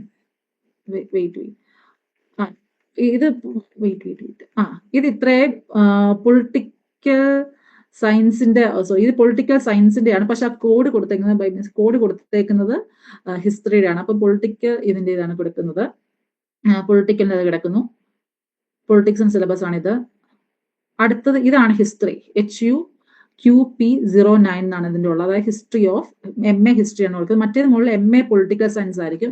പിന്നെ MA politics science ശ്രദ്ധിക്കേണ്ടതാണ്. ഈ MA political science എല്ലാ കോളേജിലും കാണില്ല. ഇപ്പം ഞാൻ പഠിച്ചത് യൂണിവേഴ്സിറ്റി ഓഫ് രാജസ്ഥാനിലായിരുന്നെങ്കിൽ അത് പബ്ലിക് പോളിസി എന്നാണ് അറിയപ്പെടുന്നത്, അല്ലെങ്കിൽ ചിലപ്പോൾ ഇന്റർനാഷണൽ റിലേഷൻസ് എന്നായിരിക്കും അറിയപ്പെടുന്നത്. അപ്പൊ അതെല്ലാം പൊളിറ്റിക്കൽ സയൻസുമായിട്ട് ബന്ധപ്പെട്ടതായിരിക്കും. അപ്പൊ അതിന് നമ്മൾ അപ്ലൈ ചെയ്യാതിരിക്കാൻ മറക്കരുത്. അങ്ങനെയുള്ള കാര്യങ്ങളും ശ്രദ്ധിക്കുക. ഇവിടെ ഹിസ്റ്ററിയുടെ കണ്ട മിഡീവൽ ഹിസ്റ്ററി ഓഫ് ഇന്ത്യ ഉണ്ട്, modern history of India, ancient history of India, early medieval period, അങ്ങനെയെല്ലാം ഇത് കവർ ചെയ്യുന്നുണ്ട്. അപ്പൊ ഇത് ഇത്ര ഞാനിപ്പോ MA economics, MA history, MA political science, ഈ 3 സിലബസിലൂടെയാണ് പോയിരിക്കുന്നത്. അപ്പം നമുക്ക് ശ്രദ്ധിക്കാനുള്ളത് പൊളിറ്റിക്കൽ സയൻസിന്റെ കാര്യം ഒന്നുകൂടെ പറയാണ്. ഞാൻ പറഞ്ഞില്ല, പല കോളേജസും MA പൊളിറ്റിക്കൽ സയൻസ് നല്ല ഓഫർ ചെയ്യുന്നത്. അപ്പൊ അത് ചിലപ്പോൾ ഇന്റർനാഷണൽ റിലേഷൻ ആയിരിക്കും, അല്ലെങ്കിൽ പബ്ലിക് പോളിസി ആയിരിക്കും. അപ്പം അത് വിചാരിക്കരുത് അത് വേറെ എന്തെങ്കിലും ആയിരിക്കും. പക്ഷെ എന്താണ്, പൊളിറ്റിക്കൽ സയൻസ് ആണ്. ഹിസ്റ്ററിക്ക് നമ്മൾ പറഞ്ഞ പോലെ പല ഹിസ്റ്ററി ഉണ്ട്. ഹിസ്റ്ററി ഓഫ് ആർട്സ് ഉണ്ട്, ഹിസ്റ്ററി ഉണ്ട്, ആർക്കിയോളജി ഉണ്ട്, അങ്ങനെ പലതും ഉണ്ട്. എക്കണോമിക്സിന് ഇതുവരെ ഒറ്റ പേരുള്ള MA എക്കണോമിക്സ്. പിന്നെ ഞാൻ പഠിച്ച കോഴ്സ് എന്ന് പറയുമ്പോൾ ഇന്റഗ്രേറ്റഡ് MSc BEd എക്കണോമിക്സ് ആണ്. അത് 3 ഇയർ കോഴ്സ് ആണ്. അതായത് MA എക്കണോമിക്സും കിട്ടും, ഒപ്പം BEdും കിട്ടും നമുക്ക്. അങ്ങനെ 3 വർഷം കൊണ്ട് പഠിച്ചെടുക്കേണ്ട ഒരു കോഴ്സാണ്. അത് സെൻട്രൽ യൂണിവേഴ്സിറ്റി ഓഫ് രാജസ്ഥാനിൽ മാത്രമേ ആ കോഴ്സ് ഉള്ളൂ. അപ്പൊ അതുകൊണ്ട് തന്നെ അങ്ങനെ BEd താല്പര്യമുണ്ട്, MA എക്കണോമിക്സും താല്പര്യമുണ്ട്, അങ്ങനെ ഒരുമിച്ച് പോകാൻ താല്പര്യമുള്ളവരാണെങ്കിൽ അങ്ങനത്തെ കോഴ്സസ് ചൂസ് ചെയ്യാൻ ശ്രമിക്കുക. അതുപോലെ ഞാൻ പറഞ്ഞ ഞങ്ങൾ പറഞ്ഞ ഇന്റഗ്രേറ്റഡ് ഈ കോഴ്സ് പ്രൊവൈഡ് ചെയ്യുന്നത് എക്കണോമിക്സിൽ രാജസ്ഥാനിലെ എക്കണോമിക്സും പ്രൊവൈഡ് ചെയ്യുന്നുണ്ട്, മാത്തമാറ്റിക്സിലെ ഫിസിക്സ്, കെമിസ്ട്രി, ഇങ്ങനെ 4 സബ്ജക്റ്റിലാണ് ഞങ്ങൾ ഇന്റഗ്രേറ്റഡ് MSc BEd പ്രൊവൈഡ് ചെയ്യുന്നത്. അപ്പൊ അങ്ങനെ താല്പര്യമുള്ളവരാണെങ്കിൽ ഈ ഒരു കോഴ്സ് എടുത്തു കഴിഞ്ഞാൽ നിങ്ങൾക്ക് 3 വർഷം കൊണ്ട് MA എക്കണോമിക്സും കിട്ടും, BEdും കിട്ടും. അപ്പം ഇതാണ് സിലബസിന്റെ കാര്യങ്ങൾ പറയാനുള്ളത്. അതിനുശേഷം നമ്മൾ രജിസ്ട്രേഷൻ സമയത്ത് നമുക്ക് എവിടൊക്കെയാണ് എക്സാം സെന്റേഴ്സ് വെക്കാൻ പറ്റും. നമ്മൾ പറഞ്ഞാണ് രജിസ്ട്രേഷൻ നമ്മൾ എപ്പോഴും നമുക്ക് രാവിലെ ആയിരിക്കും എക്സാം എങ്കിൽ, അപ്പൊ നേരത്തെ അവിടെ ഇപ്പോൾ എക്സാം 10 മണിക്ക് തുടങ്ങണം, നമ്മൾ നേരത്തെ ഒരു അരമണിക്കൂർ മുമ്പെങ്കിലും അവിടെ ചെല്ലണം. അപ്പൊ നമുക്ക് എപ്പോഴും കംഫർട്ടബിൾ ആയിട്ടുള്ള എക്സാം സിറ്റീസ് തിരഞ്ഞെടുക്കാൻ ശ്രദ്ധിക്കുക. അപ്പൊ നമുക്ക് ഇത്രയും ആലപ്പുഴ, ചെങ്ങന്നൂർ, ഇങ്ങനെ പല സ്ഥലത്തായിട്ട് നമുക്ക് എക്സാം സെന്റേഴ്സ് ഏകദേശം 15ഓളം എക്സാം സെന്റേഴ്സ് ഇവർ പ്രൊവൈഡ് ചെയ്യുന്നുണ്ട്. അപ്പൊ നമുക്ക് അത് കംഫർട്ടബിൾ ആയിട്ടുള്ളത് തിരഞ്ഞെടുക്കും. നമുക്ക് ഏകദേശം 3 എക്സാം സിറ്റീസ് ആണ് സെലക്ട് ചെയ്യാൻ പറ്റുന്നത്. അപ്പൊ അതനുസരിച്ച് ഏറ്റവും നമുക്ക് അടുത്തുള്ളത് ആദ്യം തന്നെ വെക്കുക. മിക്കവാറും നമുക്ക് കിട്ടാൻ ചാൻസ് ഉണ്ട്, ഇത് അങ്ങനെ മാറിപ്പോകാൻ ചാൻസ്. മിക്കവാറും നമുക്ക് ഏറ്റവും അടുത്തുള്ളത് തന്നെയാണ് കിട്ടാൻ ചാൻസ് ഉള്ളത്. പിന്നെ അടുത്തത് പാർട്ടിസിപ്പേറ്റിംഗ് യൂണിവേഴ്സിറ്റീസിന്റെ കാര്യം പറയാണ്. നമ്മൾ പറഞ്ഞ ഏകദേശം 150 മോർ ദാൻ 150 യൂണിവേഴ്സിറ്റീസ്, ഏകദേശം 190 യൂണിവേഴ്സിറ്റീസ് ആണ് ഈ വട്ടം പങ്കെടുക്കുന്നത്. സെൻട്രൽ യൂണിവേഴ്സിറ്റീസ് ഉണ്ട്, സ്റ്റേറ്റ് യൂണിവേഴ്സിറ്റീസ് ഉണ്ട്, ഗവൺമെന്റ് യൂണിവേഴ്സിറ്റീസ് ഉണ്ട്, ഡീംഡ് യൂണിവേഴ്സിറ്റീസ് ഉണ്ട്, പ്രൈവറ്റ് യൂണിവേഴ്സിറ്റീസ് ഉണ്ട്. സെൻട്രൽ യൂണിവേഴ്സിറ്റീസ് പറയുമ്പോൾ ഞാൻ പറഞ്ഞു, ഇപ്പം ഡൽഹി യൂണിവേഴ്സിറ്റി സെൻട്രൽ യൂണിവേഴ്സിറ്റിയാണ്, JNU, central university of Rajasthan, central university of Kerala, ഇങ്ങനെ എല്ലാം സെൻട്രൽ യൂണിവേഴ്സിറ്റീസ് ആണ്. സ്റ്റേറ്റ് യൂണിവേഴ്സിറ്റി പറയുമ്പോൾ എല്ലാം നമ്മുടെ MG കേരള ഒന്നും ഇതിനകത്ത് ഇൻക്ലൂഡ് അല്ല. അല്ലാത്ത കുറെ സ്റ്റേറ്റ് യൂണിവേഴ്സിറ്റി കുറച്ചുകൂടെ ഡെവലപ്ഡ് ആയിട്ടുള്ള സ്റ്റേറ്റ് യൂണിവേഴ്സിറ്റീസിനകത്ത് ആഡ് ആണ്. പിന്നെ ഗവൺമെന്റ് ഇൻസ്റ്റിറ്റ്യൂഷൻസ് ആഡ് ആണ്, ഈ CDS പോലുള്ള ഗവൺമെന്റ് ഇൻസ്റ്റിറ്റ്യൂഷൻസ് ആഡ് ആണ്. ഡീംഡ് യൂണിവേഴ്സിറ്റീസ് എന്ന് പറയുമ്പോൾ കുറച്ചുകൂടെ, അതായത് കുറച്ചുകൂടെ എല്ലാ ഇൻഫ്രാസ്ട്രക്ചേഴ്സിൽ അവർ ഡെവലപ്ഡ് ആയിരിക്കും, അവർക്ക് ഒരു ഓട്ടോണമി പവർ അവിടെ കാണും. കുറച്ചുകൂടി ഇൻഫ്ലുവൻസ്ഡ് ആയിട്ടുള്ള യൂണിവേഴ്സിറ്റി ഡീംഡ് യൂണിവേഴ്സിറ്റി. പിന്നുള്ള പ്രൈവറ്റ് യൂണിവേഴ്സിറ്റിയാണ്. പ്രൈവറ്റ് യൂണിവേഴ്സിറ്റി എന്ന് പറയുമ്പോൾ അമിറ്റി പോലുള്ള പ്രൈവറ്റ് യൂണിവേഴ്സിറ്റീസ് ഒക്കെ ഇതിൽ ആഡ് ആയിട്ടുണ്ട്. അപ്പോൾ നമുക്ക് ഓരോ യൂണിവേഴ്സിറ്റീസ് കാണാം. പിന്നെ സെൻട്രൽ യൂണിവേഴ്സിറ്റി ഏകദേശം നിങ്ങൾക്ക് കാണാൻ കഴിയുന്നുണ്ട്. ഇതിൽ ഇത്രയും സെൻട്രൽ യൂണിവേഴ്സിറ്റീസ് നമുക്ക് ഇതിനകത്ത് പങ്കെടുക്കുന്നുണ്ട്. അതായത് ഇന്ത്യയിൽ ഒരു ജമ്മു മുതൽ കേരളം വരെയും, അതുപോലെ തന്നെ രാജസ്ഥാൻ മുതൽ അരുണാചൽ പ്രദേശ്, അങ്ങനെ എല്ലാ സ്റ്റേറ്റ്, ഓൾമോസ്റ്റ് ഓൾ സ്റ്റേറ്റ്സിലെ സെൻട്രൽ യൂണിവേഴ്സിറ്റി അത് പങ്കെടുക്കുന്നുണ്ട്. നിങ്ങൾക്ക് കാണാം. അതായത് ഈ സെൻട്രൽ യൂണിവേഴ്സിറ്റിയിലെ ഏറ്റവും പ്രധാനപ്പെട്ട യൂണിവേഴ്സിറ്റീസ് ആയിരിക്കും ഏത്?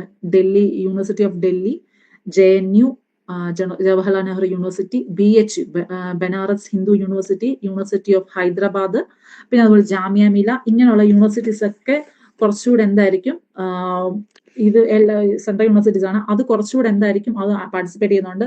അതിൽ കട്ട് ഓഫ് കൂടുതലായിരിക്കും. മനസ്സിലായോ? ഇങ്ങനെ ഇവർക്ക് ഇതുപോലെ ഒരുപാട് പ്രസ്റ്റീജ് യൂണിവേഴ്സിറ്റീസ് ആണെങ്കിൽ കുറച്ചുകൂടെ കട്ട് ഓഫ് കൂടുതലായിരിക്കും. അപ്പോൾ നമുക്ക് ഒരു ഏറ്റവും ബെസ്റ്റ് ആയിട്ടുള്ള മാർക്ക് മേടിച്ചാൽ മാത്രമായിരിക്കും നമുക്ക് ഇവിടെ ഏറ്റവും ഇതിലൊക്കെ ജോയിൻ ചെയ്യാൻ പറ്റുന്നത്.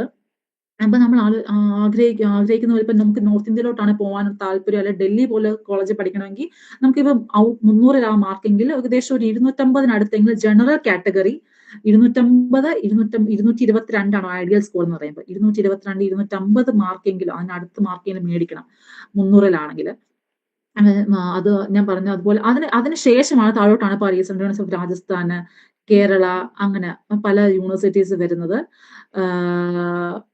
അതുപോലെ നമുക്ക് കാണാൻ കഴിയും. നമ്മുടെ കേരളത്തിലുള്ളത് ഞാൻ പറഞ്ഞു, സെൻട്രൽ യൂണിവേഴ്സിറ്റി ഉള്ളത് സെൻട്രൽ യൂണിവേഴ്സിറ്റി ഓഫ് കാസർഗോഡാണ്, അല്ലെങ്കിൽ കേരള, അത് കാസർഗോഡിലാണ്. സെൻട്രൽ യൂണിവേഴ്സിറ്റി ഓഫ് കേരള ഉള്ളത് കാസർഗോഡിലാണ്. അവിടെയാണെങ്കിൽ ഒരുപാട് മലയാളികൾ, ഇപ്പൊ ഓരോ സബ്ജക്റ്റിലും മലയാളികൾ കൂടുതലായിരിക്കും അവിടെയാണെങ്കിൽ. നമുക്കിപ്പം ഏറ്റവും സൗത്ത് ഇന്ത്യയിലെ ബെസ്റ്റ് സെൻട്രൽ യൂണിവേഴ്സിറ്റി പറയുമ്പോൾ യൂണിവേഴ്സിറ്റി ഓഫ് ഹൈദരാബാദ് ആണ്. അവിടെ ഓൾമോസ്റ്റ് എല്ലാ കോഴ്സസും പ്രൊവൈഡ് ചെയ്യുന്നുണ്ട്. അപ്പൊ അത് നോക്കിയിട്ട് അങ്ങനെ ഇത് ചെയ്യുക. പിന്നീട് വരുന്നത് ഇവിടെ നിങ്ങൾക്ക് അവസാനം കാണാം, university of Delhi, university of Hyderabad, ഇതെല്ലാം കാണാൻ കഴിയും. അടുത്തത് സ്റ്റേറ്റ് യൂണിവേഴ്സിറ്റീസ് ആണ്. സ്റ്റേറ്റ് യൂണിവേഴ്സിറ്റീസിൽ നമുക്ക് കാണാൻ കഴിയുന്നത് പ്രധാനപ്പെട്ട ഒരു യൂണിവേഴ്സിറ്റിയാണ് university of Jammu. University of Jammu എന്ന് പറയുമ്പോൾ ഒരു നല്ല സ്ഥലം ഇച്ചിരി ഇതാണെങ്കിലും, പക്ഷെ യൂണിവേഴ്സിറ്റി വളർന്നത്. എന്റെ ബ്രദർ ഇപ്പൊ അവിടെ പഠിക്കുന്നത്, അവന് LLBക്ക് ചേർന്നു, CUT PG ത്രൂ തന്നെ LLBക്ക് ചേർന്നു. ഞാൻ അവന്റെ കേസ് കൂടെ പറയാം. അപ്പൊ നിങ്ങൾക്ക് ഒരു ഐഡിയ കിട്ടും എങ്ങനെ പോകാൻ പറ്റുന്നത്. അവനാണെങ്കിൽ ഡൽഹി ഹിന്ദു കോളേജിൽ പഠിച്ചു, അതിനുശേഷം അവന് PGയും ചെയ്തു, അതിനുശേഷം അവൻ LLB. മനസ്സിലായോ? നമുക്കപ്പം ആർക്ക് വേണേലും ഫീൽഡിൽ തിരിഞ്ഞിരിഞ്ഞ് പോകാൻ പറ്റും. അപ്പം ഇവനപ്പം ചെയ്യുന്ന LLB 3 ഇയർ LLB കോഴ്സാണ് ഇപ്പം ചെയ്യുന്നത്. ഞാൻ പറഞ്ഞ പോലെ അത് CUT PG. അപ്പൊ അങ്ങനെ ഒരു LLB കോഴ്സോട് തിരിഞ്ഞ് പോകേണ്ടവർക്കും ഈ കോഴ്സസ് PGയിൽ ഈ CUT PG പ്രൊവൈഡ് ചെയ്യുന്നുണ്ട്. അപ്പം ഈ 3 LLBയുടെ കേസ് പറയുകയാണെങ്കിൽ 3 ഇയർ കോഴ്സ് ആണ് ചെയ്യുന്നത്. അതായത് LLB CUT PG ചെയ്യുവാണെങ്കിൽ 3 ഇയർ കോഴ്സ് ആയിരിക്കും. ഡിഗ്രി കംപ്ലീറ്റ് ചെയ്തോണ്ട് 3 ഇയർ കോഴ്സ് ആയിരിക്കും. അത് യൂണിവേഴ്സിറ്റി ഓഫ് ഡൽഹി പ്രൊവൈഡ് ചെയ്യുന്നുണ്ട്, യൂണിവേഴ്സിറ്റി ഓഫ് ജമ്മുവിൽ പ്രൊവൈഡ് ചെയ്യുന്നുണ്ട്, സെൻട്രൽ യൂണിവേഴ്സിറ്റി ഓഫ് പഞ്ചാബിൽ പ്രൊവൈഡ് ചെയ്യുന്നുണ്ട്, പിന്നെ അതുപോലെ ബനാറസിൽ പ്രൊവൈഡ് ചെയ്യുന്നുണ്ട്. അപ്പം നമുക്കപ്പം ഇതിൽ ഏറ്റവും ബെസ്റ്റ് ആയിട്ടുള്ള നമുക്ക് സ്യൂട്ടബിൾ ആയിട്ടുള്ള ഏതാണെന്ന് വെച്ചാൽ തിരഞ്ഞെടുത്ത് മുന്നോട്ട് പോകാൻ കഴിയും. അതുപോലെ യൂണിവേഴ്സിറ്റി ഓഫ് കാശ്മീർ ഒക്കെ വളരെ പ്രധാനപ്പെട്ടതാണ് നമുക്ക്. പിന്നെ അതുപോലെ തന്നെ പ്രധാനപ്പെട്ട യൂണിവേഴ്സിറ്റി എന്ന് പറയുന്നത് ഇതിലുള്ളത് നമ്മൾ സ്റ്റേറ്റ് യൂണിവേഴ്സിറ്റിക്കകത്ത് കാണാൻ പറ്റുന്ന കേരളത്തിൽ വേറെ പ്രൊവൈഡ് ചെയ്യുന്ന ഡിജിറ്റൽ യൂണിവേഴ്സിറ്റി കേരള. പക്ഷെ അത് നമ്മുടെ സബ്ജക്റ്റുമായിട്ട് റിലേറ്റഡ് അല്ല. ഇതിനകത്ത് നമ്മുടെ അതായത് നമ്മളുടെ കമ്പ്യൂട്ടറും സോഫ്റ്റ്വെയറും എഞ്ചിനീയറിംഗുമായിട്ടൊക്കെ ബന്ധപ്പെട്ട ഒരു കോളേജാണ് പ്രൊവൈഡ് ചെയ്യുന്നത്. അപ്പം അങ്ങനെ ഏകദേശം ഈ CUT PGക്കകത്ത് 3 കോളേജസ്, കേരളത്തിൽ നിന്നുള്ള 3 കോളേജസ് ആണ് പാർട്ടിസിപ്പേറ്റ് ചെയ്യുന്നത്. ഒന്ന് സെൻട്രൽ യൂണിവേഴ്സിറ്റി ഓഫ് കേരള, പിന്നെ ഒന്ന് ഡിജിറ്റൽ യൂണിവേഴ്സിറ്റി കേരള, പിന്നെ ഒന്ന് CDS, അതായത് central development four studies provide ചെയ്യുന്നുണ്ട്. അതായത് central development four studies MA എക്കണോമിക്സുകാർക്ക് വേണ്ടി മാത്രമുള്ളതാണ്. അതുകൊണ്ട് അത് ഏറ്റവും ഒരു നല്ല കോളേജാണ്. ഇത് ഇത്രയാണ് സ്റ്റേറ്റ് യൂണിവേഴ്സിറ്റീസ് എന്ന് പറയുന്നത്. അടുത്തത് ഗവൺമെന്റ് യൂണിവേഴ്സിറ്റീസ്, അല്ലെങ്കിൽ കാണാം ഗവൺമെന്റ് യൂണിവേഴ്സിറ്റീസ് നിങ്ങൾക്ക് കാണാം. ഇതിനകത്താണ് സെൻട്രൽ ഡെവലപ്മെന്റ് ഫോർ സ്റ്റഡീസ് ഉള്ളത്, അല്ലെ CDS കാണുന്നത്. ഇത് ട്രിവാൻഡ്രത്താണുള്ളത്. അപ്പം നമുക്ക് കേരളത്തിൽ നിന്ന് പഠിക്കേണ്ടവർക്ക് ഇത് MA എക്കണോമിക്സ് മാത്രമാണ് ഇവിടെ പ്രൊവൈഡ് ചെയ്യുന്നത്. അപ്പം നിങ്ങൾക്ക് അതിനകത്ത് പറയുന്നുണ്ട്, ജസ്റ്റ് ഒരു മാത്തമാറ്റിക്കൽ പേപ്പറോ അല്ലെങ്കിൽ ഒരു എക്കണോമെട്രിക്സോ സ്റ്റാറ്റിസ്റ്റിക്കൽ പേപ്പറോ ഉണ്ടെങ്കിൽ നമുക്ക് ഇവിടെ അപ്ലൈ ചെയ്യാൻ പറ്റുന്നതാണ്. ഇപ്പൊ നമുക്ക് ഇവിടെ ഒരു ഈ CDSൽ നമുക്ക് തരുന്നത് JNUവിന്റെ കീഴിലുള്ള ഒരു കോളേജ് തന്നെ, ഒരു യൂണിറ്റ് ആണ് ഇത് CDS. അപ്പൊ നമുക്കത് നല്ലതാണ്. അതുപോലെ തന്നെ വേറെ മുംബൈയിലുള്ള കോളേജ്, ഗുജറാത്തിലുള്ള Indian institute for teacher education, അത് BEd കോളേജാണ്. അതുപോലെ തന്നെ സൗത്ത് ഏഷ്യൻ യൂണിവേഴ്സിറ്റി വളരെ പ്രധാനപ്പെട്ട യൂണിവേഴ്സിറ്റിയാണ്. അടുത്ത ഡീംഡ് യൂണിവേഴ്സിറ്റി. ഡീംഡ് യൂണിവേഴ്സിറ്റി എന്ന് പറയുമ്പോൾ ഞാൻ പറഞ്ഞല്ലോ, കുറച്ചുകൂടെ എന്തായിരിക്കും, ഇൻഫ്ലുവൻസ്ഡ് ആയിരിക്കും. അതുപോലെ തന്നെ അവിടെ അതായത് അവരുടെ ഇൻഫ്രാസ്ട്രക്ചേഴ്സും എല്ലാ രീതിയിലും തന്നെ സെൻട്രൽ യൂണിവേഴ്സിറ്റി തന്നെ ഒത്തതായിരിക്കും. ഇവർ കുറച്ചുകൂടെ എന്തായിരിക്കും, പല രീതിയിൽ ഈ ഒരു പുതിയ മോഡേൺ ടൈപ്പിലുള്ള കോഴ്സസ് ആര് പ്രൊവൈഡ് ചെയ്യും, ഡീംഡ് യൂണിവേഴ്സിറ്റീസ് പ്രൊവൈഡ് ചെയ്യുന്നുണ്ട്. അതില് ടിസ് എന്ന് പറയുമ്പോൾ Tata institute of social science ഒരു പ്രധാനപ്പെട്ട കോളേജാണ്. MSW പോലുള്ള കോഴ്സസും സോഷ്യൽ സയൻസ് പോലുള്ള അതിനകത്ത് ഒരു പ്രധാനപ്പെട്ട നല്ലൊരു കോളേജാണ് Tata institute of social science. അപ്പൊ അവിടേക്ക് അതായത് MSW പോലുള്ള സബ്ജക്ട് പഠിക്കാൻ ആഗ്രഹിക്കുന്നവർ ടിസ് ഒക്കെ ചൂസ് ചെയ്യുകയാണെങ്കിൽ ഒരു നല്ലൊരു കോളേജാണ്. പിന്നെ അതുപോലെ Gokhale institute of political science Pune, അതും ഒരു നല്ലൊരു കോളേജാണ്. നിങ്ങൾക്ക് അത് ചൂസ് ചെയ്യാവുന്നതാണ്. അടുത്തത് പ്രൈവറ്റ് യൂണിവേഴ്സിറ്റീസ് ആണ്. പ്രൈവറ്റ് യൂണിവേഴ്സിറ്റീസ് എന്ന് പറയുമ്പോൾ അറിയാം, നമ്മളുടെ പ്രൈവറ്റ് അല്ല ഓണർഷിപ്പ് ഉള്ള ഒരു കോളേജസ് ആയിരിക്കും. ഇത്രയും സെൻട്രൽ യൂണിവേഴ്സിറ്റീസ് അല്ല അങ്ങനെ പറയുമ്പോൾ നമുക്കറിയാം ഫീസസ് കുറവായിരിക്കും ഇവിടെ. സെൻട്രൽ യൂണിവേഴ്സിറ്റി അങ്ങനെ സ്റ്റേറ്റ് യൂണിവേഴ്സിറ്റി പോലുള്ള ഫീസ് കുറവായിരിക്കും. പക്ഷെ പ്രൈവറ്റ് യൂണിവേഴ്സിറ്റീസിലോട്ട് വരുമ്പം കുറച്ചുകൂടെ എക്സ്പെൻസീവ് ആയിരിക്കും. ഓർക്കുക, അപ്പൊ നമുക്ക് ഏറ്റവും ചെലവ് ചുരുക്കി പുറത്ത് പോയി പഠിക്കണമെങ്കിൽ എപ്പോഴും നമുക്ക് ബെസ്റ്റ് ഓപ്ഷൻ ചെയ്താൽ സെൻട്രൽ യൂണിവേഴ്സിറ്റീസ് ആയിരിക്കും. നമുക്ക് അവിടെ സെം ഫീസ് കുറവായിരിക്കും, ഹോസ്റ്റൽ ഫീസ് കുറവായിരിക്കും, അങ്ങനെ പല രീതിയിൽ ആനുകൂല്യം ലഭിക്കും. പക്ഷെ പ്രൈവറ്റ് യൂണിവേഴ്സിറ്റീസ് ആണെങ്കിൽ കുറച്ചുകൂടെ എക്സ്പെൻസീവ് ആയിരിക്കും. അപ്പൊ അതൊന്ന് മനസ്സിലാക്കുക. പ്രൈവറ്റ് യൂണിവേഴ്സിറ്റി ഫേമസ് ആയിട്ടുള്ള പ്രൈവറ്റ് യൂണിവേഴ്സിറ്റീസ് ആണ് ഇവിടെ കിടക്കുന്നത്. പ്രത്യേകിച്ച് അമിറ്റി പോലുള്ള യൂണിവേഴ്സിറ്റീസ് ഒക്കെ അവര് MBA പോലുള്ള സബ്ജക്ട്സ് MIT പോലുള്ള യൂണിവേഴ്സിറ്റി എടുക്കുവാണെങ്കിൽ പ്ലേസ്മെന്റ്സ് ഒക്കെ ഉറപ്പാണ്, ഞാൻ പറഞ്ഞല്ലോ. അപ്പൊ അതുകൊണ്ട് തന്നെ അവിടെ കോളേജസ് നമുക്ക് നോക്കാവുന്നതാണ്. ഓർക്കുക, ഈ വട്ടത്തെ രജിസ്ട്രേഷൻ നിങ്ങൾ ഓർക്കേണ്ട ഒരു കാര്യമാണ്.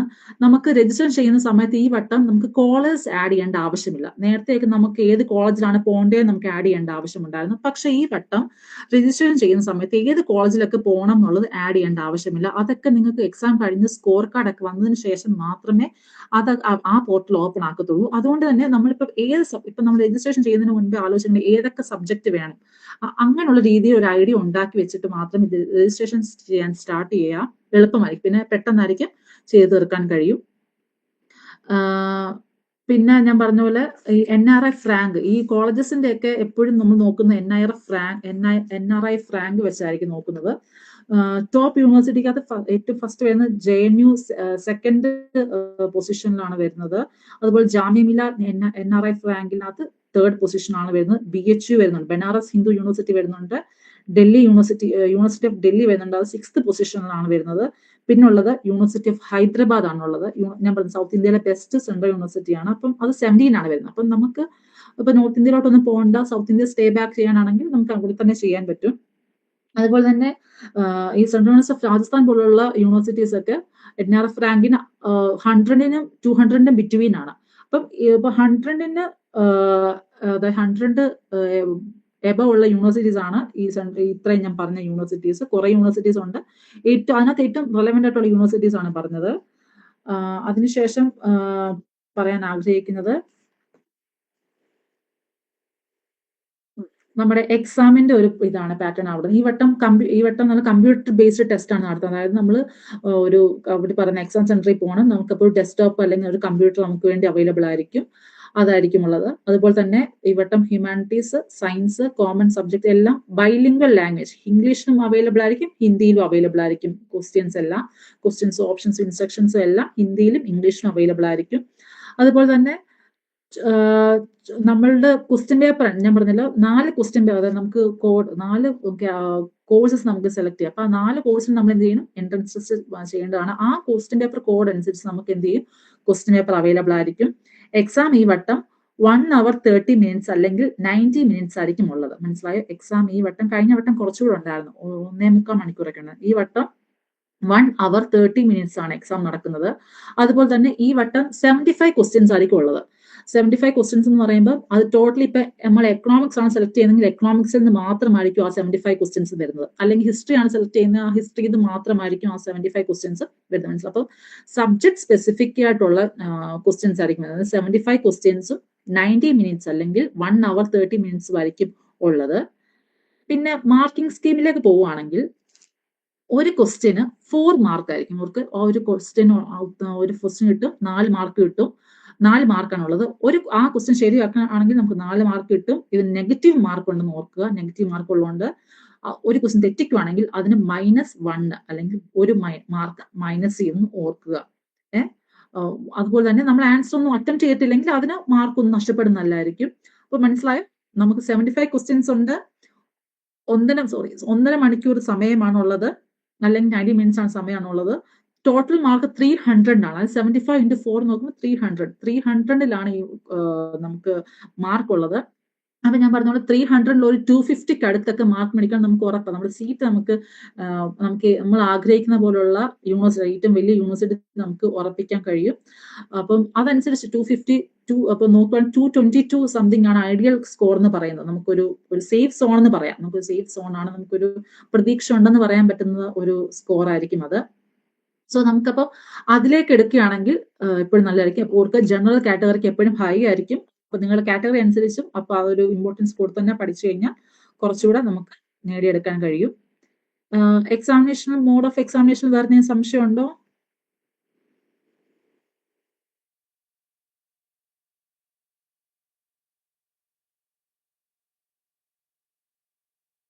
ഓക്കെ, അടുത്തൊരു ടോപ്പിക് എന്ന് പറയുമ്പോൾ എങ്ങനെ നമുക്ക്, ഞാൻ പറഞ്ഞു കമ്പ്യൂട്ടർ ബേസ്ഡ് ടെസ്റ്റ് ആണെന്ന് പറഞ്ഞു. അപ്പൊ എങ്ങനെ നമുക്ക് ഇതൊന്ന് അപ്പിയർ ചെയ്യാം? നമ്മൾ ആ ഒരു ദിവസം നമ്മൾ പറഞ്ഞല്ലോ,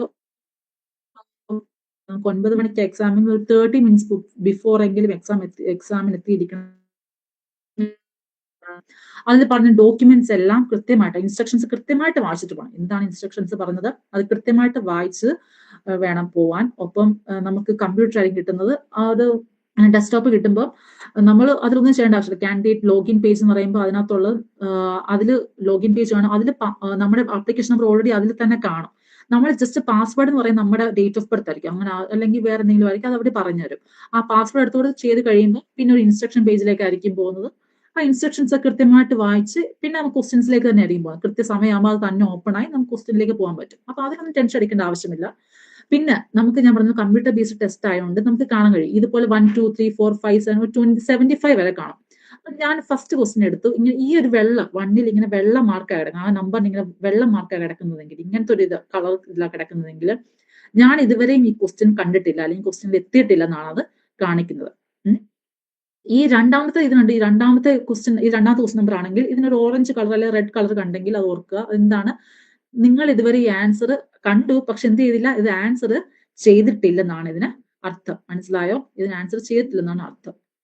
മൂന്നാമത്തെ ഈ നമ്പർ കണ്ട്, ഇത് മൂന്നാമത്തെ ക്വസ്റ്റ്യൻ ആണ് ഓർക്കുക. ഈ മൂന്നാമത്തെ പച്ച കളറാണ് കണ്ടത്. അതിന്റെ അർത്ഥം എന്താണ്, നിങ്ങൾ ഈ ക്വസ്റ്റ്യൻ എന്ത് ചെയ്ത് ആൻസർ ചെയ്തു, ആൻസർ നിങ്ങൾ ചെയ്തിട്ടുണ്ടെന്നാണ് അർത്ഥം. അടുത്ത ഫോർത്ത് ക്വസ്റ്റ്യൻ കണ്ടോ, ഒരു വയലറ്റ് കളർ പിന്നെ താഴെയായിട്ട് കിടക്കുന്നതാണ്. താഴെ ഇങ്ങനെ അങ്ങനെ വയലറ്റ് കളർ ആണെങ്കിൽ നമ്മൾ എന്ത് ചെയ്തിട്ടുണ്ട്, ആൻസർ ചെയ്തിട്ടില്ല. നമ്മളിത് കണ്ടു, വിസിറ്റ് ചെയ്തു, ആൻസർ ചെയ്തിട്ടില്ല. പക്ഷെ ഇത് റിവ്യൂ, നമുക്ക് ഏകദേശം ഒരു സംശയമുണ്ട്, അപ്പൊ റിവ്യൂ ചെയ്യണം, അല്ലെങ്കിൽ ഒരു ഡൗട്ട് ഉള്ളതുകൊണ്ട് റിവ്യൂ ചെയ്യാൻ വേണ്ടി നമ്മളിങ്ങനെ മാർക്ക് ചെയ്തിട്ടേക്കുക. അപ്പൊ നമുക്കൊരു ഓപ്ഷൻ ഉണ്ട് അവിടെ, മനസ്സിലാവും, അവിടെ ഓപ്ഷൻസ് ഉണ്ട്. അടുത്ത ഇങ്ങനെ ഒരു അഞ്ചാമത്തെ നമ്പറിലാണെങ്കിൽ ഇങ്ങനെ ഇത് കാണുവാണെങ്കിൽ നമ്മൾ ആൻസർ ചെയ്തിട്ടുണ്ട് പക്ഷെ ഒന്നുകൂടെ നമുക്ക് ചെക്ക് ചെയ്യണം എന്നാണ് ഇവിടെ കാണിക്കുന്നത്. മനസ്സിലായോ ഞാൻ പറഞ്ഞത്? നമ്മൾ ആൻസർ ചെയ്തിട്ടുണ്ട്, നമ്മൾ ഒന്നുകൂടെ റിവ്യൂ ഈ വയലറ്റയിൽ ഒരു പച്ചയും കൂടെ കാണുവാണെങ്കിൽ അതിന്റെ അർത്ഥം നമ്മൾ ആൻസർ ചെയ്തിട്ടുണ്ട്, പക്ഷെ നമുക്ക് ഡൗട്ട് ഉള്ളതുകൊണ്ട് ഒന്നുകൂടി റിവ്യൂ ചെയ്യണം എന്നാണ് ഇത് കാണിക്കുന്നത്. ഓർക്ക് നെഗറ്റീവ് മാർക്ക് ഉണ്ട്.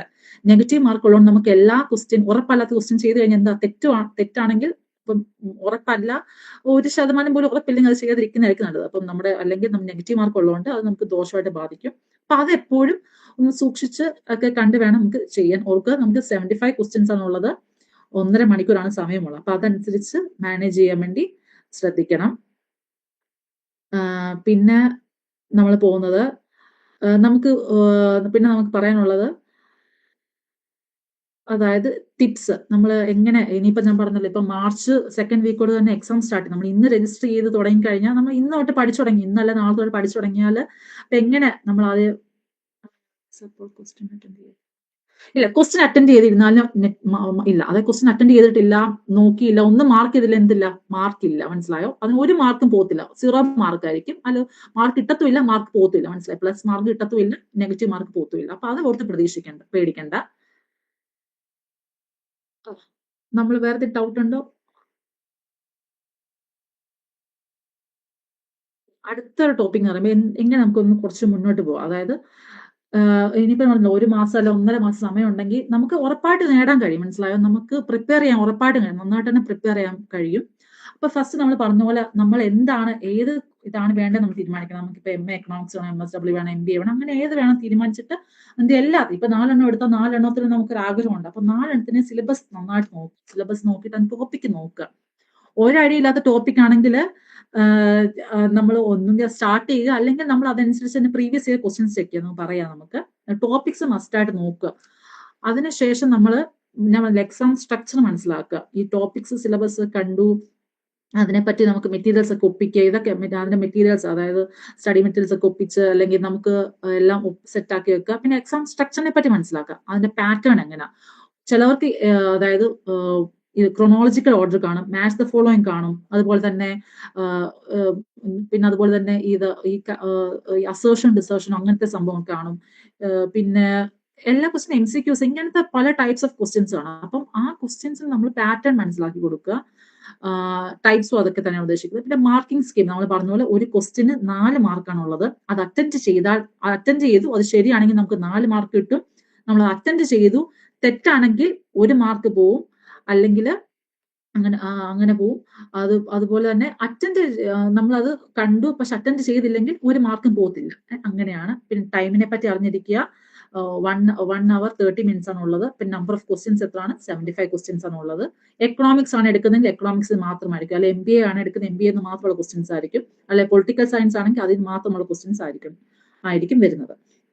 അടുത്ത നിങ്ങൾ നോക്കേണ്ടത് ഈ സിലബസിലുള്ളത്, അല്ലെങ്കിൽ നിങ്ങൾ സിലബസ് അല്ലെങ്കിൽ നിങ്ങളുടെ മറ്റുള്ള ടോപ്പിക്സിൽ നിന്ന് നിങ്ങളുടെ സ്ട്രെങ്തും വീക്ക്നസും കണ്ടുപിടിക്കുക. സ്ട്രെങ്ത് ഒരുപാട് നമുക്ക് ആ ടോപ്പിക് അറിയാമെങ്കിൽ പിന്നെ നമ്മൾ അതിനെപ്പറ്റി നമ്മൾ ലെസ് ബോദർ ആയാൽ മതി. വീക്ക്നസ് ആണെങ്കിൽ നമുക്കത് പഠിക്കാൻ പറ്റുവാണെങ്കിൽ പഠിക്കുക, അല്ലെങ്കിൽ ലാസ്റ്റ് മൊമെന്റിലേക്ക് അത് ഓർത്ത് ടെൻഷൻ അടിച്ചിരിക്കേണ്ട ആവശ്യമില്ല. എന്തെങ്കിലും ടോപ്പിക് ഉണ്ടെങ്കിൽ അത് പഠിക്കാൻ പറ്റും, ബേസിക് ആയിട്ടുള്ള കാര്യങ്ങൾ അറിഞ്ഞു വെക്കുക. ചിലത് നമ്മുടെ ഭാഗ്യത്തിന് ബേസിക് ക്വസ്റ്റ്യൻ ചോദിച്ചാൽ നമുക്ക് അറ്റൻഡ് ചെയ്യാം. അപ്പൊ ബേസിക് അറിഞ്ഞു വെക്കുക, എന്നിട്ട് അത് ബാക്കി ലീവ് ചെയ്യുക. ബാക്കി സ്ട്രെങ്ത് ആയിട്ടുള്ളത് എപ്പോഴും ബെസ്റ്റ് ആയിട്ട് തന്നെ കീപ്പ് ചെയ്യാൻ ശ്രദ്ധിക്കുക. പിന്നെ മോക്ക് ടെസ്റ്റ് നമ്മൾ ചെയ്യുക. അതായത് നമ്മൾ പറഞ്ഞല്ലോ, നമുക്ക് 75 ക്വസ്റ്റ്യൻസ് ഉണ്ട്, 1 hour 30 minutes ഉള്ളൂ. അപ്പം നമ്മൾ അതുകൊണ്ട് മോക്ക് ടെസ്റ്റ് പ്രിപ്പയർ ചെയ്യുക. എൻ്റെ ഈ MA പൊളിറ്റിക്സിനും MA ഹിസ്റ്ററിയും MA എക്കണോമിക്സിനും ഇതിനെല്ലാത്തിനും ഇത് ഇത്രയും പ്രിപ്പയർ ചെയ്യാൻ വേണ്ടി എൻ്റെ പ്രീവിയസ് ഇയർ ക്വസ്റ്റ്യൻസിന് ലിങ്ക് കിടപ്പുണ്ട്, നമ്മളത് കാണിക്കാം. അപ്പം ഏകദേശം 5 വർഷത്തെ പ്രീവിയസ് ഇയർ ക്വസ്റ്റ്യൻസ് അതിന് കിടപ്പുണ്ട്.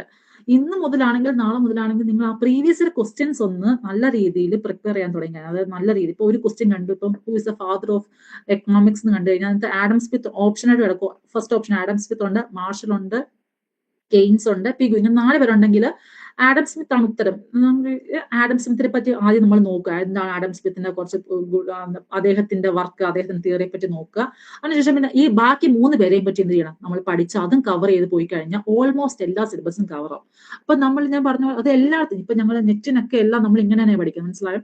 ഈ MCQയിലുള്ള മറ്റു ഓപ്ഷൻസ്, ശരി ഉത്തരം മാത്രമല്ല മറ്റു ഓപ്ഷൻസും നമുക്ക് നല്ല രീതിയിൽ കവർ ചെയ്ത് കഴിഞ്ഞാൽ ഈ സിലബസിന് ഓൾമോസ്റ്റ് എല്ലാ പാർട്ടും ക്ലിയർ ചെയ്യാൻ പറ്റും.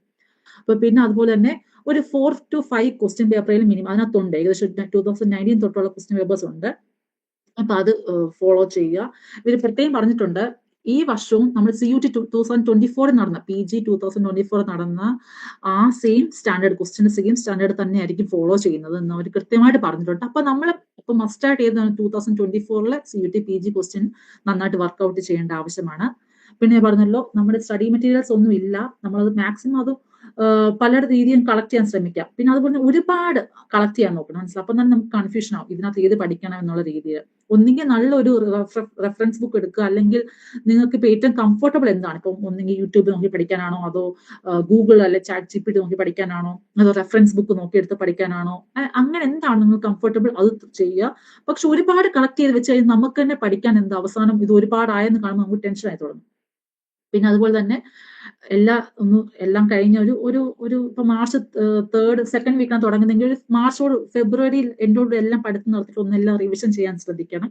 അതുപോലെ ഡെയിലി പ്രിപ്പറേഷൻ ആവശ്യമാണ്. ഒരു 2 മണിക്കൂർ മിനിമം നമുക്കൊന്ന് പ്രിപ്പയർ ചെയ്ത് കഴിഞ്ഞാൽ ഒരു ദിവസം കൊണ്ട് നമ്മൾ എല്ലാം ഒരു ക്വസ്റ്റ്യൻ പേപ്പർ ഫുൾ ചെയ്യണം എന്നല്ല പറയുന്നത്. ഒരു ദിവസം നമ്മൾ 75 ക്വസ്റ്റ്യൻസ് ആ ക്വസ്റ്റ്യൻ പേപ്പറിന് തുടങ്ങി മാക്സിമം 10 ക്വസ്റ്റ്യൻസ് എങ്കിലും ഒരു ദിവസം മിനിമം 10 ക്വസ്റ്റ്യൻ എങ്കിലും ഒന്ന് കവർ ചെയ്ത് പോകാൻ ശ്രമിക്കണം, മനസ്സിലായി. മിനിമം 10 ക്വസ്റ്റ്യൻസും അതിന്റെ ഓപ്ഷൻസും. അപ്പൊ തന്നെ നമ്മൾ കുറെ കംപ്ലീറ്റ് ആക്കി പോകാൻ പറ്റും നമുക്ക്, മനസ്സിലായി ഞാൻ പറഞ്ഞത്. ഒരു ദിവസം ഒരു ക്വസ്റ്റ്യൻ പേപ്പർ എടുക്കുക, ഒരു ക്വസ്റ്റ്യൻ പേപ്പർ നമുക്ക് ഒരാഴ്ച കൊണ്ട് കംപ്ലീറ്റ് ചെയ്യാന്ന് വിചാരിക്കുക, അല്ലെങ്കിൽ ഒരു ക്വസ്റ്റ്യൻ പേപ്പർ 2-3 ദിവസം കൊണ്ട് കംപ്ലീറ്റ് ചെയ്യാന്നുള്ള വിചാരം നമ്മൾ പ്ലാൻ ചെയ്തെടുക്കണം. പ്ലാൻ ചെയ്തെടുത്തിട്ട് അപ്പൊ ഒരു ദിവസം 10 ക്വസ്റ്റ്യൻസ് ചെയ്യുന്നു, ആ 10 ക്വസ്റ്റ്യൻ എടുക്കുക, അതിന്റെ ഉത്തരം നോക്കുക, അതിന്റെ ഓരോ ഓപ്ഷൻസ് നോക്കി അത് സോൾവ് ചെയ്ത് പോയിക്കുക. അതിനെപ്പറ്റി പഠിച്ച് വേണം പോവാൻ. അപ്പൊ ഓർക്കുക, എപ്പോഴും കുറച്ചുകൂടെ ബേസിക് ലെവൽ മാത്രമല്ല നോക്കേണ്ടത്. പ്രത്യേകിച്ച് എക്കണോമിക്സ് പോലുള്ള സബ്ജക്റ്റ് ആണ് ബേസിക് ലെവൽ മാത്രമല്ല നോക്കേണ്ടത്, കുറച്ചുകൂടെ ഹൈ ലെവലിൽ നോക്കണം. മറ്റു പൊളിറ്റിക്സും ഹിസ്റ്ററി എല്ലാം അതുപോലെ തന്നെയാണ്, കുറച്ചുകൂടെ അപ്പോൾ PG-യിലേക്കല്ല. അപ്പം പിന്നെ നമ്മൾ എപ്പോഴും കുറച്ചുകൂടെ അഡ്വാൻസ് ലെവൽ ഹൈ ലെവലിലേക്ക് തന്നെ വേണം നോക്കേണ്ടത്. പിന്നെ അതുപോലെ തന്നെ ഡെയിലി പ്രിപ്പറേഷൻ ഡെയിലി പ്രിപ്പറേഷൻ ആവശ്യമാണ്. നമുക്ക് ഇപ്പം നമ്മുടെ ക്ലാസ്സിൽ വേറെ ആർക്കെങ്കിലും ഇതുപോലെ പോകാൻ CUT PGക്ക് താല്പര്യമുണ്ടെങ്കിൽ അങ്ങനെ ഒരു ചെറിയ ഗ്രൂപ്പ് കംഫർട്ടബിൾ ആണെങ്കിൽ, നിങ്ങൾ സ്റ്റഡി ഗ്രൂപ്പ് കംഫർട്ടബിൾ ആണെങ്കിൽ അങ്ങനെ ഗ്രൂപ്പ് ഒക്കെ ഉണ്ടാക്കി പഠിക്കാൻ ശ്രമിച്ചു കഴിഞ്ഞാൽ അവർക്ക് കിട്ടുന്ന മെറ്റീരിയൽസ് നമുക്കും കിട്ടും. അങ്ങനെ പല രീതിയിൽ നമുക്ക് എടുക്കാൻ പറ്റും, മനസ്സിലായി ഞാൻ പറഞ്ഞത്. അപ്പൊ അങ്ങനെ ഗ്രൂപ്പ് പ്രിപ്പയർ ചെയ്ത് കഴിഞ്ഞാൽ നിങ്ങൾക്ക് എന്തായിരിക്കും കുറച്ചുകൂടെ എളുപ്പമായിരിക്കും. ഇപ്പം ഗ്രൂപ്പ് കംഫർട്ടബിൾ ആണെങ്കിൽ മാത്രം. അതിനുശേഷം അടുത്തൊരു ടോപ്പിക് ടൈം മാനേജിങ് സ്കിൽ. ഞാൻ പറഞ്ഞത് നമുക്കിപ്പം നമ്മൾ പ്രിപ്പയർ ചെയ്ത് പോകുന്ന ഒരാൾക്ക്, ഏറ്റവും പ്രിപ്പയർ ചെയ്ത് ആഗ്രഹിച്ച് പോകുന്ന ഒരാൾ നേരിടുന്ന ഏറ്റവും വലിയ പ്രശ്നമാണ് ടൈം, സ്ട്രെസ്, ഇങ്ങനത്തെ ഉള്ള കാര്യങ്ങൾ. നമ്മളെല്ലാം പ്രിപ്പയർ ചെയ്യണം, നമുക്ക് ക്വസ്റ്റ്യൻസ് എല്ലാം അറ്റൻഡ് ചെയ്യണമെന്നുള്ള ആഗ്രഹമുണ്ട്. അങ്ങനെയുള്ള സമയത്ത് നമുക്ക് ടെൻഷൻസ് കൂടും, നമ്മുടെ ടെൻഷൻ നല്ല രീതിയിൽ കൂടും. എന്നാൽ പഠിക്കാതെ പോകുന്ന ഒരാൾക്ക് ടെൻഷൻ ഇല്ല, മനസ്സിലായോ. അവർക്ക് എങ്ങനെ ഇത് തീർന്ന് അറ്റൻഡ് ചെയ്ത് വെറുതെ വന്ന് ജസ്റ്റ് പോയി കണ്ടു കേട്ട് വന്നാൽ മതി. പക്ഷെ നമ്മൾ പഠിച്ചിട്ട് പോകുന്ന ഒരാൾക്ക് ഈ ടൈം മനസ്സിലായോ,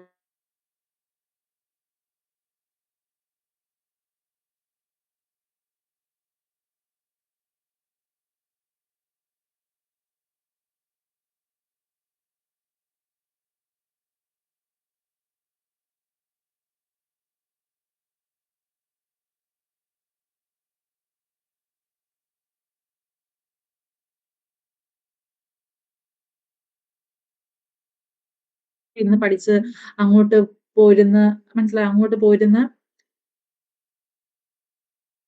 ഹലോ, ഞാൻ ഓഡിബിൾ ആണോ? ഇപ്പം കേൾക്കാം, പക്ഷെ ഇടയ്ക്കൊന്ന് ബ്രേക്ക് ആയാൽ കുഴപ്പമില്ല, കണ്ടിന്യൂ ചെയ്യും. ഇപ്പൊ ഞാൻ പറഞ്ഞ പോലെ ഇപ്പം അതായത് സ്ട്രെസ് മാനേജ് ഞാൻ പഠിച്ചിട്ട് അതുകൊണ്ട് പറയാണ്, കേട്ടോ ഇല്ലെന്ന് എനിക്ക് അറിയാത്തതുകൊണ്ട്. അത് പഠിച്ചിട്ട് പോകുന്ന ഒരാൾക്ക് എപ്പോഴും എന്തായിരിക്കും സ്ട്രെസ് കാണും. നമ്മളപ്പം എല്ലാം പ്രിപ്പയർ ചെയ്ത് നമുക്ക് ക്വസ്റ്റ്യൻസ് എല്ലാം ഒന്നുകൂടെ കാണണം. അപ്പൊ ആ ഒരു ടൈം ഒക്കെ അഡ്ജസ്റ്റ് ചെയ്ത് സ്ട്രെസ് ലെവലിനെ മാനേജ് ചെയ്ത് കൊണ്ടുപോയില്ലെങ്കിൽ അത് ബുദ്ധിമുട്ടാവും. അപ്പൊ നമ്മൾ അത് നേരത്തെ ഒന്ന് പ്രിപ്പയർ ചെയ്യണം, മനസ്സിലാവും. അങ്ങനെ നേരത്തെ ഒന്ന് വീട്ടിലെ ട്രൈ ചെയ്ത് തുടങ്ങിക്കഴിഞ്ഞാൽ നമുക്കത് ഹെൽപ്ഫുൾ ആയിരിക്കും. പിന്നെ അതുപോലെ തന്നെ ഹെൽത്ത്, നല്ല ടേക്ക് ബ്രേക്സ് അങ്ങനെയൊക്കെ പറയാൻ ഉദ്ദേശിക്കും. കാരണം നമ്മളിപ്പം പരീക്ഷയുടെ തലേ ദിവസം അല്ലെ അങ്ങനെയൊക്കെ ഉറക്ക് വിളച്ച് പഠിക്കാനേ ശ്രമിക്കരുത്. കാരണം നമ്മൾ അവിടെ ചെന്ന് പോകുന്നത് ഡെസ്ക്ടോപ്പ് അല്ലെ കമ്പ്യൂട്ടറിൽ നോക്കിയ പരീക്ഷ എഴുതാൻ പോകുന്നത്. അപ്പൊ നമുക്ക് അവിടെ നിന്ന് കുറെ വെട്ടമൊക്കെ അടിച്ചു കഴിയുമ്പോൾ അല്ലെ കമ്പ്യൂട്ടറിലെ വെട്ടമൊക്കെ അടിച്ചു കഴിയുമ്പോൾ നമുക്ക് തന്നെ ക്ഷീണം, അങ്ങനെ തളർച്ചയൊക്കെ തോന്നാതിരിക്കാം, ഒന്നാ ടെൻഷൻ ഉണ്ട്. അപ്പം ഒരു ഹെൽത്തി ഫോർമാറ്റ് തന്നെ പോകുന്നത് വളരെ നല്ലതായിരിക്കും. പിന്നെ അടുത്തത് പറയാൻ ആഗ്രഹിക്കുന്നത് ഇത് ഇത്രയാണ് ടിപ്സ് ആയിട്ട് പറയാനുള്ളത്. അപ്പൊ നമ്മൾ എപ്പോഴും ഞാൻ പറഞ്ഞല്ലോ, ഇപ്പം സിലബസ് ഫുൾ നിങ്ങൾക്ക് കവർ ചെയ്യാൻ പറ്റുന്നില്ല, അറ്റ്ലീസ്റ്റ് സമയം ഒട്ടും ഇല്ലെന്ന് പറഞ്ഞാൽ അറ്റ്ലീസ്റ്റ് നിങ്ങൾ എന്ത് ഈ ടെസ്റ്റ് പേപ്പേഴ്സ് പ്രീവിയസ് 5 വർഷത്തെ ക്വസ്റ്റ്യൻ പേപ്പർ എങ്കിലും, ഞാൻ ആ തരുന്ന ലിങ്കിനകത്തുണ്ട് 5 വർഷത്തെ എല്ലാ ക്വസ്റ്റ്യൻ പേപ്പേഴ്സ് ഉണ്ട്. 5 വർഷത്തെ ക്വസ്റ്റ്യൻ പേപ്പറും എക്കണോമിക്സും പൊളിറ്റിക്സ് അങ്ങനെ നിങ്ങൾ ആ സബ്ജക്ട് സ്പെസിഫിക് ക്വസ്റ്റ്യൻസ് മാത്രം ഒന്ന്, ജനറൽ ക്വസ്റ്റ്യൻസ് ഒന്നും നോക്കണം, ടീച്ചിങ് ആപ്റ്റിറ്റ്യൂഡ് അങ്ങനത്തെ ക്വസ്റ്റ്യൻസ് ഒന്നും നോക്കേണ്ട ആവശ്യമില്ല, ഈ വട്ടം അതില്ല. അപ്പൊ ആ ക്വസ്റ്റ്യൻ എക്കണോമിക്സിന്റെ ക്വസ്റ്റ്യൻസ് മാത്രം, അല്ലെങ്കിൽ പൊളിറ്റിക്സിന്റെ അത് മാത്രം സബ്ജക്ട് ബേസ്ഡ് ക്വസ്റ്റ്യൻസ് മാത്രം നോക്കി പോയാൽ നമുക്കത് ഹെൽപ്പ് ആയിരിക്കും. ഞാൻ അതായത് ഇപ്പം അതിന്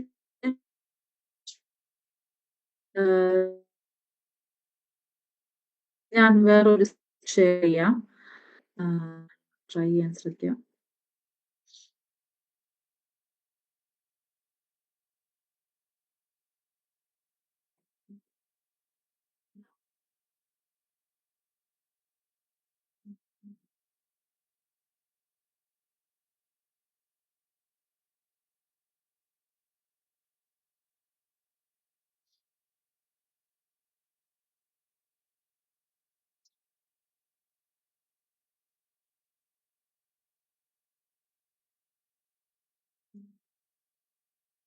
ഇത് വിസിബിൾ ആണോ? ഞാൻ മൂവ് ചെയ്യുന്നത് കാണാൻ കഴിയുന്നുണ്ടോ? കാണാൻ കഴിയുന്നുണ്ട് വിശ്വസിക്കുന്നു. ഇതാണ്, കാണാമോ? ഇത് മൂവ് ചെയ്യുന്നത് കാണാൻ കഴിയുന്നുണ്ടോ? ഓക്കെ. ഇതാണ് നമ്മുടെ പോർട്ടൽ. ഓക്കെ, ഇതാണ് നമ്മുടെ പോർട്ടല്. ഈ പോർട്ടലിൽ കയറി കഴിഞ്ഞാൽ നിങ്ങൾക്ക് ഇവിടെയാണ്, അതുകൊണ്ട് ഈ ബ്ലൂ ഇത് കണ്ടോ, ഇവിടെയാണ് എന്ത് ചെയ്യേണ്ടത്, നമ്മളുടെ രജിസ്ട്രേഷൻ, അതായത് ഈ ലിങ്കിൽ തൊട്ട് കഴിഞ്ഞാൽ നമുക്ക് രജിസ്ട്രേഷൻ പോലുള്ള ആക്ടിവിറ്റീസിലേക്ക് പോകാൻ കഴിയുന്നത്. അപ്പൊ ഇവിടെയാണ് യൂണിവേഴ്സിറ്റീസ്. ഈ യൂണിവേഴ്സിറ്റി തൊട്ട് കഴിയുമ്പോൾ യൂണിവേഴ്സിറ്റീസ് പറഞ്ഞ പോർട്ടൽ കിട്ടും.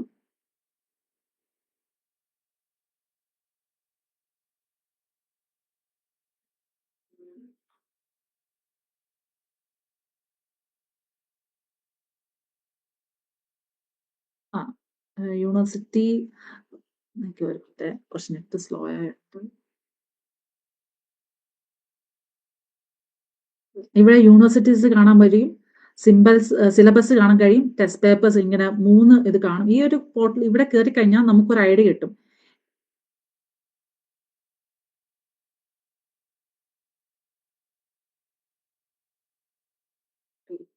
കുറച്ച് താമസമുണ്ട്.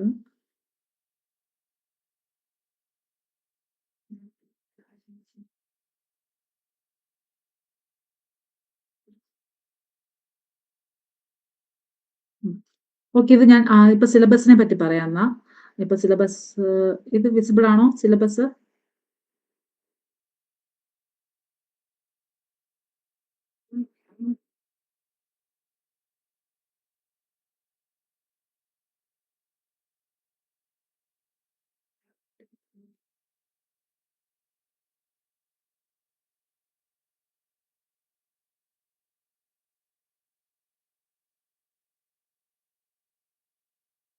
ഇത് സിലബസ് കാണാൻ കഴിയുന്നുണ്ടോ?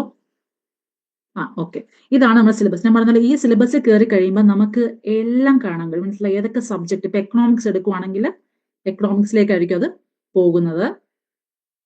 കണ്ടോ, എക്കണോമിക്സ് കാണാൻ കഴിയുന്നുണ്ട്. എക്കണോമിക്സിന് എല്ലാ സിലബസും നമുക്ക് ഏതൊക്കെ മോഡ്യൂളാണ് കവർ ചെയ്യുന്നത് കാണാൻ കഴിയും.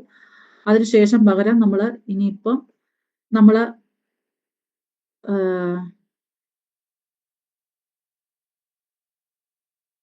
വേറെ ഏതെങ്കിലും കാണണമെങ്കിൽ നമുക്ക് അതുപോലെ തന്നെ ഇപ്പം പൊളിറ്റിക്കൽ സയൻസിനെ എടുക്കാം.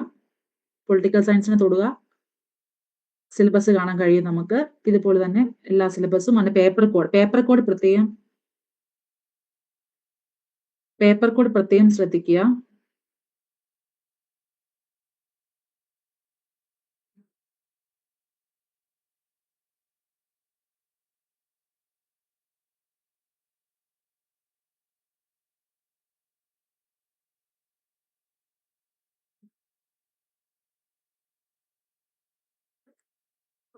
അതായത് നമുക്ക് സിലബസ് താഴോട്ട് പോയി കഴിയുമ്പോൾ സ്റ്റാറ്റിസ്റ്റിക്സ് ഉൾപ്പെടെ ഉള്ള എല്ലാ കോഴ്സസിന്റെ സിലബസ് നമുക്ക് കാണാം. അപ്പൊ സിലബസ് ചെക്ക് ചെയ്യണം. നമ്മൾ ഏത് കോഴ്സസ് ഇതാ പ്ലാനിനനുസരിച്ച് നമ്മൾ സിലബസ് മസ്റ്റ് ഡൗൺലോഡ് ചെയ്ത് ചെക്ക് ചെയ്യുക. PDF കിട്ടും. അതിനുശേഷം അടുത്തുള്ളത് യൂണിവേഴ്സിറ്റീസ് ആണ്.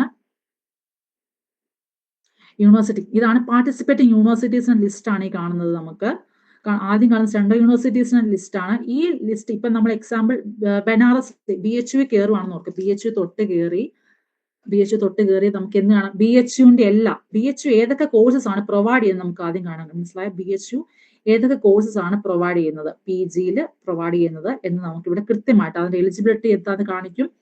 അതെല്ലാം നമുക്ക് കൃത്യമായിട്ട് ഇവിടെ കാണാൻ പറ്റുന്നുണ്ടെന്ന് വിശ്വസിക്കുന്നു ഞാനത്. അപ്പൊ നമുക്കിപ്പോ നമ്മൾ ആഗ്രഹിക്കുന്ന ഒരു കോളേജ് യൂണിവേഴ്സിറ്റി ഓഫ് ഹൈദരാബാദിൽ പഠിക്കണം എന്ന് ആഗ്രഹമുണ്ടോ, നമ്മളിപ്പോ യൂണിവേഴ്സിറ്റി ഓഫ് ഹൈദരാബാദിൽ കയറി കഴിഞ്ഞാൽ നമ്മളിപ്പോ ഹിസ്റ്ററി ഉണ്ടോ, എക്കണോമിക്സ് ഉണ്ടോ, പൊളിറ്റിക്സ് ഉണ്ടോ നമുക്ക് ചെക്ക് ചെയ്യാൻ കഴിയും. അപ്പം മനസ്സിലായി ഞാൻ പറഞ്ഞ. അപ്പം നമുക്ക് ആ ഒരു ഏത് കോഴ്സസ് അവർ പ്രൊവൈഡ് ചെയ്യുന്നുണ്ടെന്ന് മനസ്സിലാക്കാൻ സാധിക്കും. അതിനുശേഷം നമുക്ക് ഇപ്പം വേറൊരു സെൻട്രൽ യൂണിവേഴ്സിറ്റി നമുക്ക് സബ്ജക്ട് കോഡും എല്ലാം അവിടെ കാണാൻ കഴിയുന്നതാണ്. ഇപ്പം യൂണിവേഴ്സിറ്റി ഓഫ് കേരള എടുക്കുക, കാസർഗോഡ് യൂണിവേഴ്സിറ്റി ഓഫ് കേരള എടുക്കുവാണെങ്കിൽ നമുക്ക് കാണാൻ കഴിയും. അതായത് കേരള എടുക്കുകയാണെങ്കിൽ മാസ്റ്റേഴ്സ് ഓഫ് എക്കണോമിക്സ് ആണ് ഫസ്റ്റ് നമുക്ക് കാണാൻ കഴിയും. മാസ്റ്റേഴ്സ് ഓഫ് എക്കണോമിക്സ് കാണാൻ കഴിയുന്നുണ്ട്. പിന്നെ മാസ്റ്റേഴ്സ് ഓഫ് ആർട്സ്, പിന്നെ അതിൽ ഇംഗ്ലീഷ് ആണ് കാണിക്കുന്നത്, ഹിന്ദി. കണ്ടോ MA international relation and political science കണ്ടോ, HUQP 18 എന്നുള്ളതാണ് അതിന്റെ 18 എന്നുള്ളതാണ് ഇത്. അടുത്ത മലയാളം. പിന്നെ കണ്ടോ public administration and policy studies കണ്ടോ. അപ്പൊ ഇതെല്ലാം എന്താണ് പൊളിറ്റിക്കൽ സയൻസുമായിട്ട് അതിന് റിലേറ്റഡ് ആയിരിക്കും. പിന്നെ MSW അങ്ങനെ പോലുള്ളത് കാണാൻ കഴിയും. ഇവിടെ ഹിസ്റ്ററി പ്രൊവൈഡ് ചെയ്യുന്നില്ല, ഹിസ്റ്ററിയുടെ ഒന്നും കണ്ടില്ല, ഹിസ്റ്ററി പ്രൊവൈഡ് ചെയ്യുന്നില്ല. ഇത് ഇവിടെ കാണാം നിങ്ങൾക്ക്. ഇത് അതായത് മാസ്റ്റേഴ്സ് ഓഫ് ലോ എടുക്കാൻ ഇവിടെ ഉണ്ട്. അപ്പൊ അങ്ങനെ അടുത്ത വേറൊരു കോളേജ് നമുക്ക് ചെക്ക് ചെയ്യാം.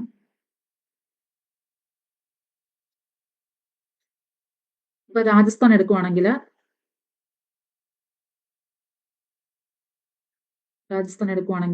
കണ്ടോ MCOM. ഇതാണ് ഇപ്പൊ ഞാൻ പറഞ്ഞല്ലോ ഞങ്ങളുടെ കോഴ്സിന്റെ പേര് ഇന്റഗ്രേറ്റഡ് MSc B.Ed എക്കണോമിക്സ് എന്നായിരുന്നു ആ കോഴ്സിന്റെ പേര്. അത് മാറ്റി MSc B.Ed ഇന്നോവേറ്റീവ് പ്രോഗ്രാം എന്നാക്കി ആ കോഴ്സിന്റെ പേര്. ശ്രദ്ധിക്കുക, MSc B.Ed innovative programme.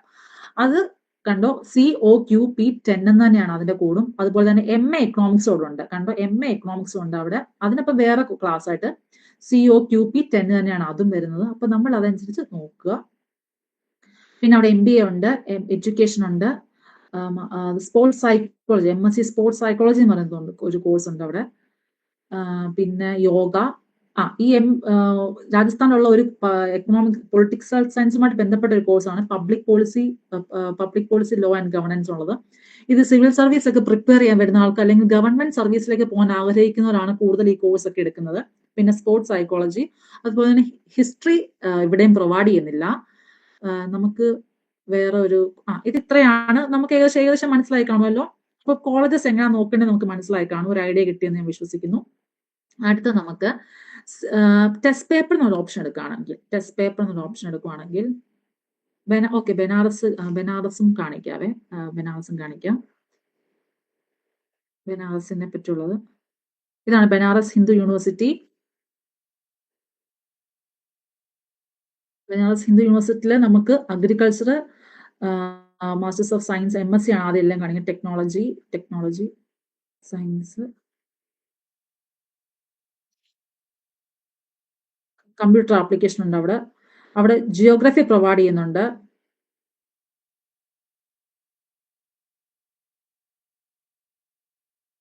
Forensic science, education, master of ആർട്സിനകത്ത് ഒരുപാട് സബ്ജക്ട്സ് BHU. അതായത് ഹിസ്റ്ററിക്കാർക്ക് masters of arts in history of heart എന്ന് പറഞ്ഞൊരു സബ്ജക്ട് ഇത് പ്രൊവൈഡ് ചെയ്യുന്നുണ്ട്.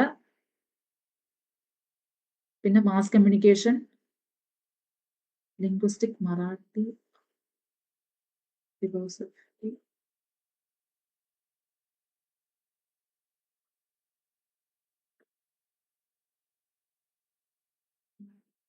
എഡ്യൂക്കേഷൻ,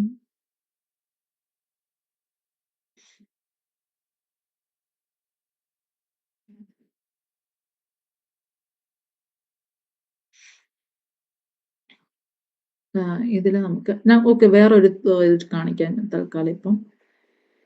ഓക്കെ, നമുക്ക് ഇനിയിപ്പം നമുക്ക് യൂണിവേഴ്സിറ്റീസ് കഴിഞ്ഞ് ഇനി ടെസ്റ്റ് പേപ്പർ എന്നുണ്ട്. ഇത് ഇത്ര യൂണിവേഴ്സിറ്റി സിലബസ് ഏകദേശം എടുക്കേണ്ട എങ്ങനെയാണെന്ന് മനസ്സിലായി. ടെസ്റ്റ് പേപ്പർ എന്നൊരു ഓപ്ഷൻ എടുത്ത് നിങ്ങൾക്ക് കുറച്ചുകൂടി എളുപ്പമായി സെർച്ച് ചെയ്യാൻ വേണ്ടി ടെസ്റ്റ് പേപ്പർ എന്നൊരു ഓപ്ഷൻ എടുക്കുക. ഇവിടെ നിങ്ങൾക്ക് ഇഷ്ടമുള്ള ഇപ്പം ഹിസ്റ്ററി എന്ന് അടിച്ചു കൊടുക്കുക. ഹിസ്റ്ററി നിങ്ങളുടെ പേപ്പർ എന്താ ഹിസ്റ്ററി എന്ന് അടിച്ചു കൊടുക്കുക. ഇവിടെ സെർച്ച് ചെയ്യുക. സെർച്ച് ചെയ്ത് കഴിയുമ്പം കണ്ടോ ഹിസ്റ്ററി HUQP01 ഇങ്ങനെയുള്ളതാണെങ്കിൽ ഇത് എവിടെയൊക്കെ പ്രൊവൈഡ് ചെയ്യുന്നുണ്ടെന്ന് ഏതൊക്കെ ഇതാണ് ഹിസ്റ്ററി എന്നുള്ളത് എടുത്തു. ഇത് ഏതൊക്കെ കോളേജസ് ആണ് ഇത് പ്രൊവൈഡ് ചെയ്യുന്നത് നമുക്ക് കാണാൻ കഴിയും. കണ്ടോ സ്റ്റേറ്റ് യൂണിവേഴ്സിറ്റിയിൽ വിക്രം യൂണിവേഴ്സിറ്റി ഉജ്ജയിൻ, അംബേദ്കർ യൂണിവേഴ്സിറ്റി, ഇങ്ങനത്തെ ശിവാജി യൂണിവേഴ്സിറ്റി അങ്ങനെയൊക്കെ ത്രിപുര യൂണിവേഴ്സിറ്റി, സെൻട്രൽ യൂണിവേഴ്സിറ്റീസിലാണെങ്കിൽ ത്രിപുര, ഹരസിംഗ് ഗൗർ വിശ്വവിദ്യാലയം ഇതൊരു മധ്യപ്രദേശുള്ള യൂണിവേഴ്സിറ്റിയാണ്. തെഹസ്പൂർ, പിന്നെ അതുപോലെ ഇന്ദിരാഗാന്ധി ട്രൈബൽ, പോണ്ടിച്ചേരി യൂണിവേഴ്സിറ്റിയിൽ ഹിസ്റ്ററി പ്രൊവൈഡ് ചെയ്യുന്നുണ്ട്. പോണ്ടിച്ചേരി യൂണിവേഴ്സിറ്റി നല്ലൊരു ബെസ്റ്റ് നമ്മൾ സൗത്ത് ഇന്ത്യയിലെ ബെസ്റ്റ് യൂണിവേഴ്സിറ്റി തന്നെയാണ് പോണ്ടിച്ചേരി യൂണിവേഴ്സിറ്റി. അപ്പൊ അതൊക്കെ ഒന്ന് കൺസിഡർ ചെയ്ത് നളന്ദ യൂണിവേഴ്സിറ്റി. അപ്പൊ ഇതൊക്കെ നിങ്ങൾക്ക് ഇവിടെ എല്ലാം കൺസിഡർ ചെയ്യാം. BHUവിൽ ഹിസ്റ്ററി പ്രൊവൈഡ് ചെയ്യുന്നുണ്ട്. ശ്രദ്ധിക്കുക അതെല്ലാം. ഇങ്ങനെ എടുത്തു കഴിഞ്ഞാൽ മനസ്സിലാവും. ഇങ്ങനെ ഈ ടെസ്റ്റ് പേപ്പറിനകത്ത് കയറി നിങ്ങളുടെ സബ്ജക്ട് സെർച്ച് ചെയ്ത് കഴിഞ്ഞാൽ ടെസ്റ്റ് പേപ്പറിൽ കയറി നിങ്ങളുടെ സബ്ജക്ട് സെർച്ച് ചെയ്ത് കഴിഞ്ഞാൽ അടുത്തത് എക്കണോമിക്സ് അടിച്ചു കൊടുക്കുക.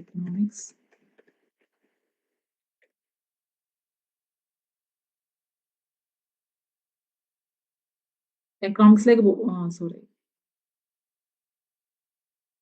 ടെസ്റ്റ് പേപ്പർ എടുത്തിട്ട് ഇവിടെ നമ്മൾ എക്കണോമിക്സ് എന്നാണ് അടുത്ത് അടിക്കുന്നതെങ്കിൽ സെർച്ച് ബട്ടൺ കൊടുക്കുക. ഇവിടെ എക്കണോമിക്സിന് നമുക്ക് ഞങ്ങൾ MA എക്കണോമിക്സ് ഒരു സബ്ജക്റ്റ് ആണുള്ളത്. അപ്പൊ അതാണ് കാണിച്ചേക്കുന്നത്. Share this tab.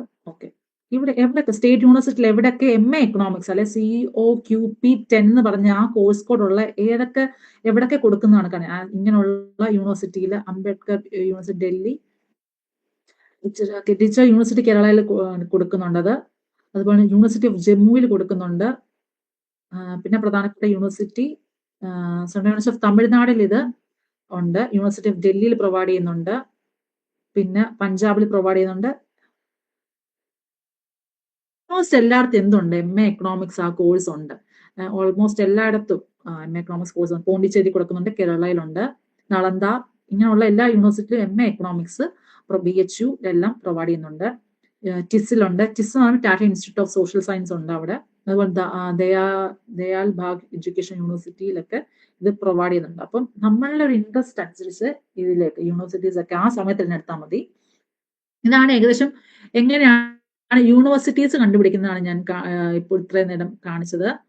അടുത്തത് നമുക്ക് പ്രീവിയസ് ഇയർ ക്വസ്റ്റ്യൻസിനെ പറ്റി നോക്കാം. എവിടെയൊക്കെയാണ് പ്രീവിയസ് ഇയർ ക്വസ്റ്റ്യൻസ് കാണുന്നത്? അതായത് ഈ ഒരു വെബ്സൈറ്റിൽ നിങ്ങൾക്ക് വെബ്സൈറ്റിന്റെ പേര് കണ്ടോ, ആർത്ത പോയിന്റ് എന്ന് പറഞ്ഞൊരു വെബ്സൈറ്റ് ആണ്. ഈ വെബ്സൈറ്റിനകത്ത് നിങ്ങൾക്ക് MA എക്കണോമിക്സിന്റെ ഇത്രയും ക്വസ്റ്റ്യൻ പേപ്പേഴ്സ് കാണിക്കുന്നുണ്ട്. കണ്ടോ, MA എക്കണോമിക്സിന്റെ CUT MA ഞാൻ പറഞ്ഞത് 2022 തൊട്ടാണ്. അപ്പം ഇതിന്റെ ഇത് കാണിക്കുന്നുണ്ട്. CUT MA 2018 തൊട്ടുള്ളത് ക്വസ്റ്റ്യൻ പേപ്പേഴ്സ് ഉണ്ട്. അപ്പൊ ഇത് ഇത്രയും ക്വസ്റ്റ്യൻ പേപ്പർ അറ്റ്ലീസ്റ്റ് നിങ്ങൾ സോൾവ് ചെയ്തിട്ടേ പോകാവൂ. മനസ്സിലായി? ഇത്രയും ക്വസ്റ്റ്യൻ പേപ്പേഴ്സ് സോൾവ് ചെയ്തതിന്റെ ആൻസർ കീയും താഴെ കൊടുക്കുന്നുണ്ട്. ഇതിന്റെ ക്വസ്റ്റ്യൻ പേപ്പർ സോൾവ് ചെയ്തിട്ട് പോവുക. അതുപോലെ തന്നെ MA എക്കണോമിക്സിന് വേറൊരു MA എക്കണോമിക്സിന് വേറെ ഒരെണ്ണമുണ്ട്. EduSure എന്ന് പറഞ്ഞ വെബ്സൈറ്റിനകത്ത് നിങ്ങൾ ഇതിപ്പം മാർക്ക് ചെയ്തിട്ടാ എഴുതിയിട്ടോ. അടുത്തൊരു EduSure എന്ന് പറഞ്ഞൊരു വെബ്സൈറ്റിൽ ഇതിന്റെ പ്രീവിയസ് ക്വസ്റ്റ്യൻ പേപ്പർ കിടപ്പുണ്ട്. ഇത് നമുക്ക് ഡൗൺലോഡ് ചെയ്ത് നിങ്ങൾക്ക് യൂസ് ചെയ്യാൻ പറ്റും. കാരണം ഇത്രയും ക്വസ്റ്റ്യൻ പേപ്പേഴ്സ് അവൈലബിൾ ആണ്. ഇതിന്റെ ആൻസർ കീയും അവൈലബിൾ ആണ്. അപ്പൊ അത് മസ്റ്റ് ആയിട്ട് പ്രിപ്പയർ ചെയ്ത് പോവുക കേട്ടോ. നമ്മൾ ഏതാനും ഇത്രയും കാശ് മുടക്കി നമ്മൾ ചെയ്യുന്നില്ല. അപ്പൊ നമ്മൾ മസ്റ്റ് ആയിട്ട് എന്ത് ചെയ്യുക, പ്രിപ്പയർ ചെയ്യുക. ബെസ്റ്റ് ആയിട്ട് പ്രിപ്പയർ ചെയ്യുക, നമുക്ക് ബെസ്റ്റ് റിസൾട്ട് കിട്ടും. അടുത്തത് പൊളിറ്റിക്കൽ സയൻസ് ആണ്. പൊളിറ്റിക്കൽ സയൻസ് CUT PGയിൽ നമുക്ക് ഇത്രയും ക്വസ്റ്റ്യൻ പേപ്പേഴ്സ് അവൈലബിൾ ആണ്. അതിന്റെ കോഡ് നോക്കുക, HUQP18 MA പൊളിറ്റിക്കൽ സയൻസ് ആണ് പറയുന്നത്. അതുപോലെ ഡൽഹി യൂണിവേഴ്സിറ്റി ഒക്കെ നേരത്തെ ഞാൻ പറഞ്ഞല്ലോ, ആ സമയത്ത് ഇവർ സെപ്പറേറ്റ് എൻട്രൻസ് ആണ് CUTക്കൊക്കെ ജോയിൻ ചെയ്യുന്നതിന് മുമ്പേ സെപ്പറേറ്റ് എൻട്രൻസ് ആണ് നടത്തിക്കൊണ്ടിരുന്നത്. അപ്പം ഇപ്പൊ അതിനറിയപ്പെടുന്നത് കണ്ടു, ഡൽഹി യൂണിവേഴ്സിറ്റി എൻട്രൻസ് ടെസ്റ്റ് എന്നാണ് അറിയപ്പെടുന്നത്. അപ്പൊ ആ ക്വസ്റ്റ്യൻ പേപ്പേഴ്സും സോൾവ് ചെയ്ത് പോകും. കാരണം ഇപ്പോഴത്തെ നമ്മുടെ ക്വസ്റ്റ്യൻ പേപ്പറിന് ഡൽഹി യൂണിവേഴ്സിറ്റിയിലെ ഇങ്ങനത്തെ എൻട്രൻസ് ടെസ്റ്റിന്റെ ക്വസ്റ്റ്യൻ പേപ്പറിന്റെ ഒരു സ്റ്റാൻഡേർഡ് ഒക്കെ ആയിട്ടുണ്ട്. അപ്പൊ നമ്മൾ അങ്ങനത്തെ ക്വസ്റ്റ്യൻ പേപ്പർ JNUന്റെ ഉണ്ട്. അപ്പൊ ഇതെല്ലാം ഒന്ന് സോൾവ് ചെയ്തിട്ട് പോയി കഴിഞ്ഞാൽ നമുക്ക് എന്ത് ചെയ്യാൻ പറ്റും, നല്ല രീതിയിൽ തന്നെ മാർക്ക് സ്കോർ ചെയ്യാൻ കഴിയും. അപ്പം question paper previous year question paper link ഉണ്ട്, നമുക്ക് അവൈലബിൾ ആണ്. അപ്പൊ നമുക്ക് എന്ത് ചെയ്യാം, അത് യൂസ് ചെയ്യാൻ നമ്മൾ ശ്രദ്ധിക്കുക. അടുത്തത് MA ഹിസ്റ്ററിയുടെ ആണ്. MA പൊളിറ്റിക്കൽ സയൻസിന് അവൈലബിൾ ആയിട്ടുള്ളത് ഇവിടെയാണ്. ഇവിടെ MA പൊളിറ്റിക്കൽ സയൻസിന്റെ MA പൊളിറ്റിക്കൽ സയൻസ് ഹിസ്റ്ററി ആണെങ്കിൽ നാഷണൽ ഡിജിറ്റൽ ലൈബ്രറി ഓഫ് ഇന്ത്യയിലാണ് ഹിസ്റ്ററിയുടെ അവൈലബിൾ ആയിട്ട് ഇരിക്കുന്നത്. അതിനകത്ത് നമുക്ക് CUT-യുടെ ക്വസ്റ്റ്യൻ പേപ്പേഴ്സ് എല്ലാം അവൈലബിൾ ആണ്. ഇവിടെ ഇംഗ്ലീഷ് അങ്ങനെ ഓരോന്ന് കിട്ടും. CUT PG സിലബസ് എല്ലാം ഇവിടെ അവൈലബിൾ ആണ്. അപ്പൊ അതുകൊണ്ട് തന്നെ നാഷണൽ ഡിജിറ്റൽ ലൈബ്രറി ഓഫ് ഇന്ത്യയിൽ MA ഹിസ്റ്ററിയുടെ ക്വസ്റ്റ്യൻ പേപ്പേഴ്സ് നമുക്ക് ഇവിടെ അവൈലബിൾ ആണ്. പൊളിറ്റിക്കൽ സയൻസിന്റെ ക്വസ്റ്റ്യൻ പേപ്പർ നമുക്ക്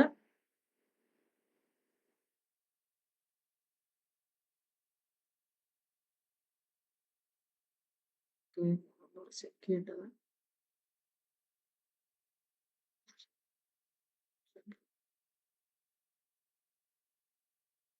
ഈ വെബ്സൈറ്റ്സിലെല്ലാം നമുക്ക് ക്വസ്റ്റ്യൻ പേപ്പർ, പൊളിറ്റിക്കൽ സയൻസിന്റെ ക്വസ്റ്റ്യൻ പേപ്പർ ഞാൻ ലിങ്ക് പറയാം. ആർക്കെങ്കിലും ലിങ്ക് വേണമെങ്കിൽ എന്നോട് ഒന്ന് മെസ്സേജ്, ഞങ്ങൾ ആരോടെങ്കിലും മെസ്സേജ് അയച്ചാൽ ഞങ്ങളത് പ്രൊവൈഡ് ചെയ്യുന്നതായിരിക്കും. അല്ലെങ്കിൽ നമുക്ക് ജസ്റ്റ് ഗൂഗിളിൽ സെർച്ച് ചെയ്താൽ തന്നെ നമുക്ക് കിട്ടാവുന്നതാണ്. MA political science learning skills വെബ്സൈറ്റിലാണ് MA പൊളിറ്റിക്കൽ സയൻസിന്റെ ലിങ്ക് വെബ്സൈറ്റിനുള്ളത്. അതുപോലെ തന്നെ നമുക്ക് അടുത്തത് പറയാനുള്ളത്, നമുക്കെല്ലാം ഇപ്പം സോഴ്സസും എല്ലാം അവൈലബിൾ ആണ്, നമുക്കെല്ലാം അവൈലബിൾ ആണ്. അപ്പൊ നമ്മളൊരു നന്നായിട്ട് പ്രിപ്പയർ ചെയ്യുക എന്നതാണ് നമ്മുടെ അടുത്ത ഉത്തരവാദിത്തം. അത് രജിസ്റ്റർ ചെയ്ത് കൃത്യമായിട്ട് രജിസ്റ്റർ ചെയ്ത് നമ്മൾ എന്ത് ചെയ്യണം, ഏത് സിലബസ് ഏത് കോഴ്സാണ് ആവശ്യം എന്നുള്ള ഒരു ഐഡിയ കാണണം നമ്മുടെ കയ്യിൽ. ഇപ്പൊ തൽക്കാലം ഏത് കോളേജിനെ പറ്റി ആലോചിക്കാതെ ഏത് കോഴ്സ് വേണമെന്ന് ആലോചിക്കണം. നമുക്കപ്പോ രജിസ്റ്റർ ചെയ്തിട്ട് നമുക്ക് മുന്നോട്ട് പോവാം. ഇതിന്റെ ബെനിഫിറ്റ്, ഓക്കെ, ഞാനൊരു CUT പഠിക്കുക, സെൻട്രൽ യൂണിവേഴ്സിറ്റീസ് പഠിക്കുക, അല്ലെങ്കിൽ അങ്ങനെയുള്ള ബെനിഫിറ്റ്സ് ഞാൻ പറയും. നമ്മൾ ഇവിടെ പഠിച്ച സെയിം ബെനിഫിറ്റ് ഒക്കെ ആയിരിക്കും, പക്ഷെ കുറച്ചുകൂടെ നമുക്ക് അവിടെ പോയി കഴിഞ്ഞാലുള്ള കുറച്ചുകൂടെ എന്തെങ്കിലും ഫീച്ചേഴ്സ് പറയാം എന്തൊക്കെയാണ്. ഫസ്റ്റ് വൺ, നമുക്കിപ്പോ പുറത്തു പോയി പഠിക്കാൻ താല്പര്യമുണ്ട്, നമുക്കിപ്പം ഇത്തിരി ചെലവാണെന്നുള്ള ചെലവാണെന്ന് നമ്മൾ ഓർക്കേണ്ട ആവശ്യമില്ല. കാരണം സെൻട്രൽ യൂണിവേഴ്സിറ്റീസ്, ഓൾമോസ്റ്റ് എല്ലാ സെൻട്രൽ യൂണിവേഴ്സിറ്റീസും കുറച്ച് ഫീസ് മാത്രം തന്നാണ്, കുറച്ച് ഫീസാണ് പ്രൊവൈഡ് ചെയ്യുന്നത്. പ്രൈവറ്റ് യൂണിവേഴ്സിറ്റിയുടെ കാര്യമല്ല ഞാൻ പറയുന്നത് കേട്ടോ. പ്രൈവറ്റ് യൂണിവേഴ്സിറ്റീസ് ഫീസ് നല്ല രീതിയിൽ തന്നെ കാണും, പക്ഷെ സെൻട്രൽ യൂണിവേഴ്സിറ്റീസിൽ എന്തായിരിക്കും ഫീസ് കുറവ്, അങ്ങനെ ഫീസ് കുറവായിരിക്കും. ഞാനിപ്പം പഠിച്ച രാജസ്ഥാനിൽ പഠിച്ച ഞാൻ പറയാം, ഒരു സെമ്മിൽ എനിക്ക് ഇപ്പൊ നമ്മൾ പുറത്ത് പോയി പഠിക്കുവാണെങ്കിൽ, അല്ലാതെ പോയി പഠിക്കുവാണെങ്കിൽ ഇരട്ടിയായിരിക്കും. ഇവിടെ വെച്ച് കമ്പയർ ചെയ്യുവാണെങ്കിൽ, അത് നമ്മുടെ തിരുവല്ല മൊത്തം കോളേജ് കമ്പയർ ചെയ്യുവാണെങ്കിൽ ഒരിക്കലും അത് കൂടുതൽ തന്നെയാണ്. പക്ഷെ അത് ഇപ്പം CUT ഇപ്പൊ രാജസ്ഥാനിൽ ഞാൻ പഠിച്ച ഒരു സമയത്ത് ഒരു സെമ്മിൽ എനിക്ക് 3000 രൂപ, ഒരു 6 മാസം 3000 രൂപ, 4000 രൂപ, അങ്ങനെ ഓരോ സെമ്മിൽ ഏറ്റവും മാക്സിമം പോയത് 5000 രൂപയുടെ ഒരു മാത്രം പോയുള്ളൂ. അതിപ്പോ എന്തോ ഒരു ഇന്റേൺഷിപ്പോട് ബന്ധപ്പെട്ടായിരുന്നു, അത് മാത്രം. അതുപോലെ ഹോസ്റ്റൽ ഫീസ് ആണെങ്കിൽ നമുക്ക് വളരെ, ഒരു സെം എന്ന് പറയുമ്പോൾ 6 മാസത്തേക്ക് നമുക്ക് ഏകദേശം 3000-4000 രൂപയൊക്കെ ഉള്ളൂ ഹോസ്റ്റൽ ഫീസിന്. അപ്പൊ ഹോസ്റ്റൽ നമുക്ക് അത് പ്രൊവൈഡ് ചെയ്യും. ഓൾമോസ്റ്റ് എല്ലാ സെൻട്രൽ യൂണിവേഴ്സിറ്റി നമുക്ക് ഹോസ്റ്റൽ പ്രൊവൈഡ് ചെയ്യും. പുറത്ത് നമ്മൾ അങ്ങനെ അതുകൊണ്ട് എങ്ങനെയാ നമുക്ക് റൂം പോയി തപ്പി നടക്കേണ്ട ആവശ്യമോ അല്ലെങ്കിൽ അങ്ങനെ പേടിക്കേണ്ട ഒരു ആവശ്യമില്ല. ഹോസ്റ്റൽ നമുക്ക് പ്രൊവൈഡ് ചെയ്യും. അതുപോലെ മെസ് ഫീസ്, ഞാൻ സെൻട്രൽ രാജസ്ഥാനിൽ കാര്യം പറയുകയാണെങ്കിൽ ഞങ്ങൾക്ക് ഏകദേശം ഒരു വർഷത്തേക്ക് 12,000 rupees ആയിരുന്നു മെസ് ഫീസ് അവിടെ ഉള്ളത്. ബാക്കി വേറെ അങ്ങനെ ചാർജസോ അങ്ങനെ അല്ലാതെ വേറെ ഒന്നുമില്ല. അപ്പൊ നമുക്ക് കണക്ട് ചെയ്യുവാണെങ്കിൽ പുറത്ത് പോയി പഠിക്കാൻ താല്പര്യമുണ്ട് എങ്കിൽ സെൻട്രൽ യൂണിവേഴ്സിറ്റി ഓപ്റ്റ് ചെയ്യുന്ന ഒരു കാരണമാണ്, ലെസ് എക്സ്പെൻസീവ് ആയിരിക്കും. പിന്നെ അടുത്ത സ്കോളർഷിപ്സ്, ഈ ഓരോ കോളേജസും പല രീതിയിലുള്ള സ്കോളർഷിപ്സ് പ്രൊവൈഡ് ചെയ്യുന്നുണ്ട്. അവർ തന്നെ നമ്മൾ ഇൻഫോം ചെയ്യുന്ന സ്കോളർഷിപ്സ് ഉണ്ട്. അപ്പൊ നമുക്ക് താല്പര്യമുള്ളത്, നമുക്ക് എലിജിബിൾ ആണെങ്കിൽ നമുക്ക് അതിന് അപ്ലൈ ചെയ്യാൻ കഴിയും. പിന്നെ എപ്പോഴും ഓർക്കുക, ഇത് സെൻട്രൽ യൂണിവേഴ്സിറ്റീസ് ആണ്, ഇപ്പൊ അങ്ങനെ ആയതുകൊണ്ട് സിലബസ് എപ്പോഴും അഡ്വാൻസ് ആയിരിക്കും. അപ്പൊ അത് ഞാൻ ഓർക്കുക. അപ്പം അവരെടുക്കുന്ന ക്ലാസ്സസും ചിലപ്പോൾ അഡ്വാൻസ്, നമുക്ക് ചിലപ്പോൾ മനസ്സിൽ പോലും ആവത്തില്ലായിരിക്കും എന്തായിരിക്കും അവർ പഠിപ്പിക്കുന്നതെന്ന്. അപ്പൊ അതൊക്കെ ഒന്നും കുഴപ്പമില്ല, നമുക്ക് തന്നെ പഠിച്ചെടുക്കാൻ. പക്ഷെ എപ്പോഴും ഓർക്കുക, സിലബസ് എപ്പോഴും അഡ്വാൻസ് ആയിരിക്കും സിലബസ്. അപ്പം അത് പോവാ. പിന്നെ നമ്മുടെ ഒരു ക്ലാസ്സിൽ 18-19 സ്റ്റുഡൻസ് ഉണ്ടെങ്കിൽ 18 പേരും അല്ലെ 19 പേരും എന്തായിരിക്കും നല്ല രീതിയിൽ പഠിക്കുന്ന ആൾക്കാരായിരിക്കും, അല്ലെ കോമ്പറ്റീഷൻ നല്ല രീതിയിലാണ്. മനസ്സിലാവും, നമ്മുടെ ചുറ്റുമുള്ള കുട്ടികളും നല്ല രീതിയിൽ ഡിറ്റർമൈൻഡ് ആയിട്ടുള്ള സ്റ്റുഡൻസ് ആയിരിക്കും ഉള്ളത്. അപ്പൊ നമുക്ക് അതൊരു ബെനിഫിറ്റാ. നമുക്കൊരു ബെനിഫിറ്റ് എന്ന് പറയുമ്പോൾ എന്താണ്, നമ്മളിപ്പോ അതനുസരിച്ച് അവരൊപ്പം പഠിക്കാൻ ശ്രദ്ധിക്കും, അവരെ ചെയ്യുന്ന അവരുടെ സിലബസ്, അവരുടെ മെറ്റീരിയൽസ് നോക്കുക, അങ്ങനെയുള്ള പല കാര്യങ്ങളും നമുക്ക് ചെയ്യാൻ പറ്റും. പിന്നെ നമുക്ക് യൂണിവേഴ്സിറ്റി ഇപ്പം ഹോസ്റ്റലിൽ തന്നെയാണ് സ്റ്റേ ചെയ്യുന്നത്, ക്യാമ്പസിനുള്ളിൽ തന്നെയാണ് സ്റ്റേ ചെയ്യുന്നതെങ്കിൽ 24/7 അവേഴ്സിൽ നമുക്ക് ലൈബ്രറി അവൈലബിൾ ആണ്, നമുക്ക് യൂസ് ചെയ്യാൻ പറ്റും. പിന്നെ പല കോളേജിലും പല റെസ്ട്രിക്ഷൻസ് ഉണ്ട്, നൈറ്റിലൊക്കെ റെസ്ട്രിക്ഷൻസ് ഉണ്ട്, അതല്ലാതെ നമുക്ക് യൂസ് ചെയ്യാൻ പറ്റും. പിന്നെ പ്ലേസ്മെന്റ്സ് എല്ലാ കോളേജസിലും ഉണ്ട്, അതായത് രാജസ്ഥാനിലൊക്കെ പ്ലേസ്മെന്റ്സ് അവൈലബിൾ ആണ്. പിന്നെ നമുക്ക് ഏറ്റവും വലിയൊരു കാര്യം പറയുമ്പോൾ, നമുക്ക് ഇംഗ്ലീഷിലും ഹിന്ദിയിലും ആ ലാംഗ്വേജ് നമുക്കൊരു അപ്പർ ഹാൻഡ് കിട്ടും. ഇതിലൂടെ നമുക്ക് എന്താണെന്നറിയോ, ഒരു ജോബ് ഓപ്ഷൻ, ഇന്ത്യ ഫുൾ ഒരു ജോബ് ഓപ്പർച്യൂണിറ്റി നമുക്ക് വേണ്ടി തുറന്നു തരാം. മനസ്സിലായോ? ഒരു ഇംഗ്ലീഷും ഹിന്ദി തന്നെ നമ്മൾ ഏറ്റവും ബെറ്റർ ആയി കഴിഞ്ഞാൽ നമുക്ക് മനസ്സിലായി, ഇന്ത്യയെ ഫുൾ ആയിട്ട് നമുക്ക് ഇംഗ്ലീഷ് നല്ല അറിയാം, ഹിന്ദി അറിയാം. അപ്പം പിന്നെ നമുക്കൊരു ജോബ് ഓപ്പർച്യൂണിറ്റീസ് നമുക്ക് പ്രൊവൈഡ് ചെയ്യാൻ കഴിയും. അങ്ങനെ ഒരു ഇങ്ങനത്തെ ലാംഗ്വേജ് വശം ആയതോടെ തന്നെ നമുക്ക് ഒരു സെൽഫ് കോൺഫിഡൻസ് നമ്മൾ ഉണ്ടാവാൻ സഹായിക്കും. പിന്നെ നമ്മളൊരു എക്സ്പീരിയൻസ്, ഒരു ടോട്ടലി ഡിഫറെന്റ് ലൈഫ് എക്സ്പീരിയൻസ് ആയിരിക്കും നമ്മൾ അവിടെ നേരിടാൻ പോകുന്നത്.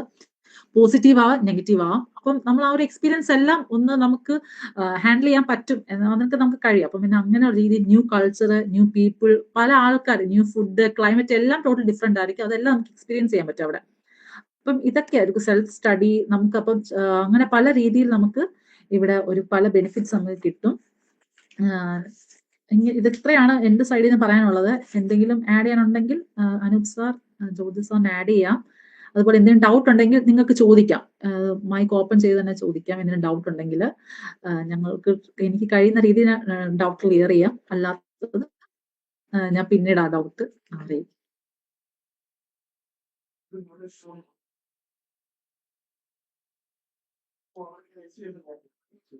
രജിസ്ട്രേഷൻ സമയത്ത് എന്തെങ്കിലും ഡൗട്ട് ഉണ്ടെങ്കിൽ ചോദിച്ചു കഴിഞ്ഞാൽ അപ്പം തന്നെ ഞങ്ങൾ ക്ലാരിഫൈ ചെയ്യാം. രജിസ്ട്രേഷൻ നിങ്ങൾ ഒരു മാക്സിമം നാളെ തന്നെ അല്ലെങ്കിൽ ഇന്നെങ്കിൽ തന്നെ സ്റ്റാർട്ട് ചെയ്ത് കഴിഞ്ഞാൽ പല സ്റ്റെപ്സ് ഉണ്ട്.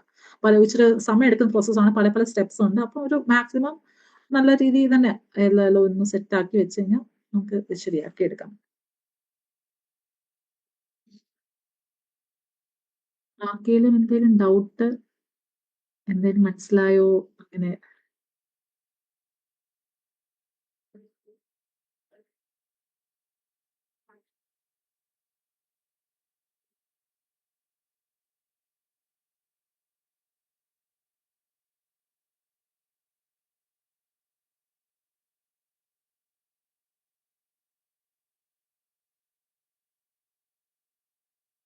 പാർട്ടിസിപ്പൻസിനെ കേൾക്കാമോ?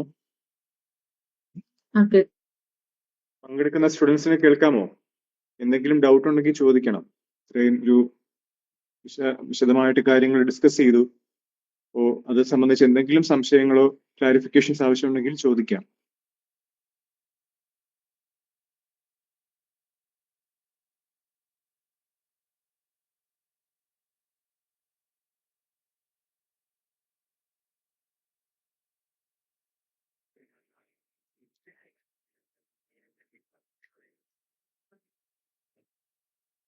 ഇല്ല എന്ന് പ്രതീക്ഷിക്കുന്നു. ഉണ്ടെങ്കിൽ ഇനി എന്തെങ്കിലും ഡൗട്ട് ഉണ്ടെങ്കിൽ ഞങ്ങൾ അവിടെ എപ്പോഴും അവൈലബിൾ ആണ്. ഞങ്ങളുമായിട്ട് കോൺടാക്ട് ചെയ്താൽ ഞങ്ങളത് പ്രൊവൈഡ് ചെയ്യുന്നതായിരിക്കും. അതുപോലെ തന്നെ പ്രീവിയസ് ഇയർ ക്വസ്റ്റ്യൻ പേപ്പർ വേണ്ടവർ ഒന്നെങ്കിൽ നിങ്ങൾ തന്നെ തപ്പി പിടിക്കുക, അല്ലെങ്കിൽ ഞങ്ങൾ പറഞ്ഞാൽ ഞങ്ങൾ ലിങ്ക് ഷെയർ ചെയ്യുന്നതായിരിക്കും. അതുപോലെ UGC പോർട്ടലും നിങ്ങൾക്ക് കയറി കഴിഞ്ഞാൽ ഓൾമോസ്റ്റ് എല്ലാ ഐഡിയാസും കിട്ടും നിങ്ങൾക്ക്. അപ്പം ഏത് കോളേജസ് അതെല്ലാം കിട്ടും. പിന്നെ ഏതെങ്കിലും കോളേജസിനെ പറ്റി കൂടുതൽ അറിയണമെങ്കിൽ ആ കോളേജിനെ പറ്റി പറഞ്ഞു കഴിഞ്ഞാൽ നമുക്ക് അവിടുത്തെ കോൺടാക്ട്സ് എടുത്തു തരാം. അവിടുത്തെ ഫ്രണ്ട്സിന്റെ കോൺടാക്ട്സ് അങ്ങനെ എടുത്തു തന്നാൽ നിങ്ങൾക്ക് ഇപ്പോൾ കൂടുതൽ അറിയാൻ കഴിയും. അപ്പം എന്തെങ്കിലും അങ്ങനെ ആവശ്യമുണ്ടെങ്കിൽ ഞങ്ങൾ സഹായത്തിന് കാണും. അപ്പോൾ നിങ്ങളത് യൂസ് ചെയ്യുക. അപ്പോൾ താങ്ക് യു.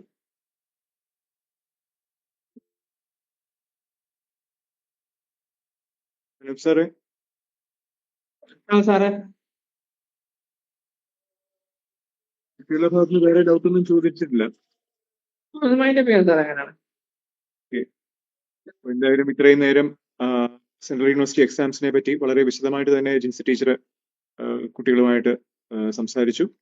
എല്ലാ കാര്യങ്ങളെയും പറ്റി, പ്രത്യേകിച്ച് സിലബസ്, എക്സാമിനേഷന്റെ പാറ്റേൺ, രജിസ്ട്രേഷൻ മുതലായ എല്ലാ കാര്യങ്ങളെയും പറ്റിയും ഏറ്റവും വിശദമായിട്ട് സ്പഷ്ടമായിട്ട് കാര്യങ്ങൾ ടീച്ചർ അവതരിപ്പിച്ചു. ഏകദേശം 1.5 മണിക്കൂറോളം നീണ്ടുനിന്ന ഈ സെഷൻ അവതരിപ്പിച്ച ജിൻസി മിസ്സിന്, പ്രിയപ്പെട്ട ജിൻസി മിസ്സിന് ഇക്കണോമിക്സ് ഡിപ്പാർട്ട്മെന്റിന്റെ പേരിലുള്ള ഏറ്റവും ഹൃദയംഗമായ നന്ദി അറിയിച്ചുകൊള്ളുന്നു.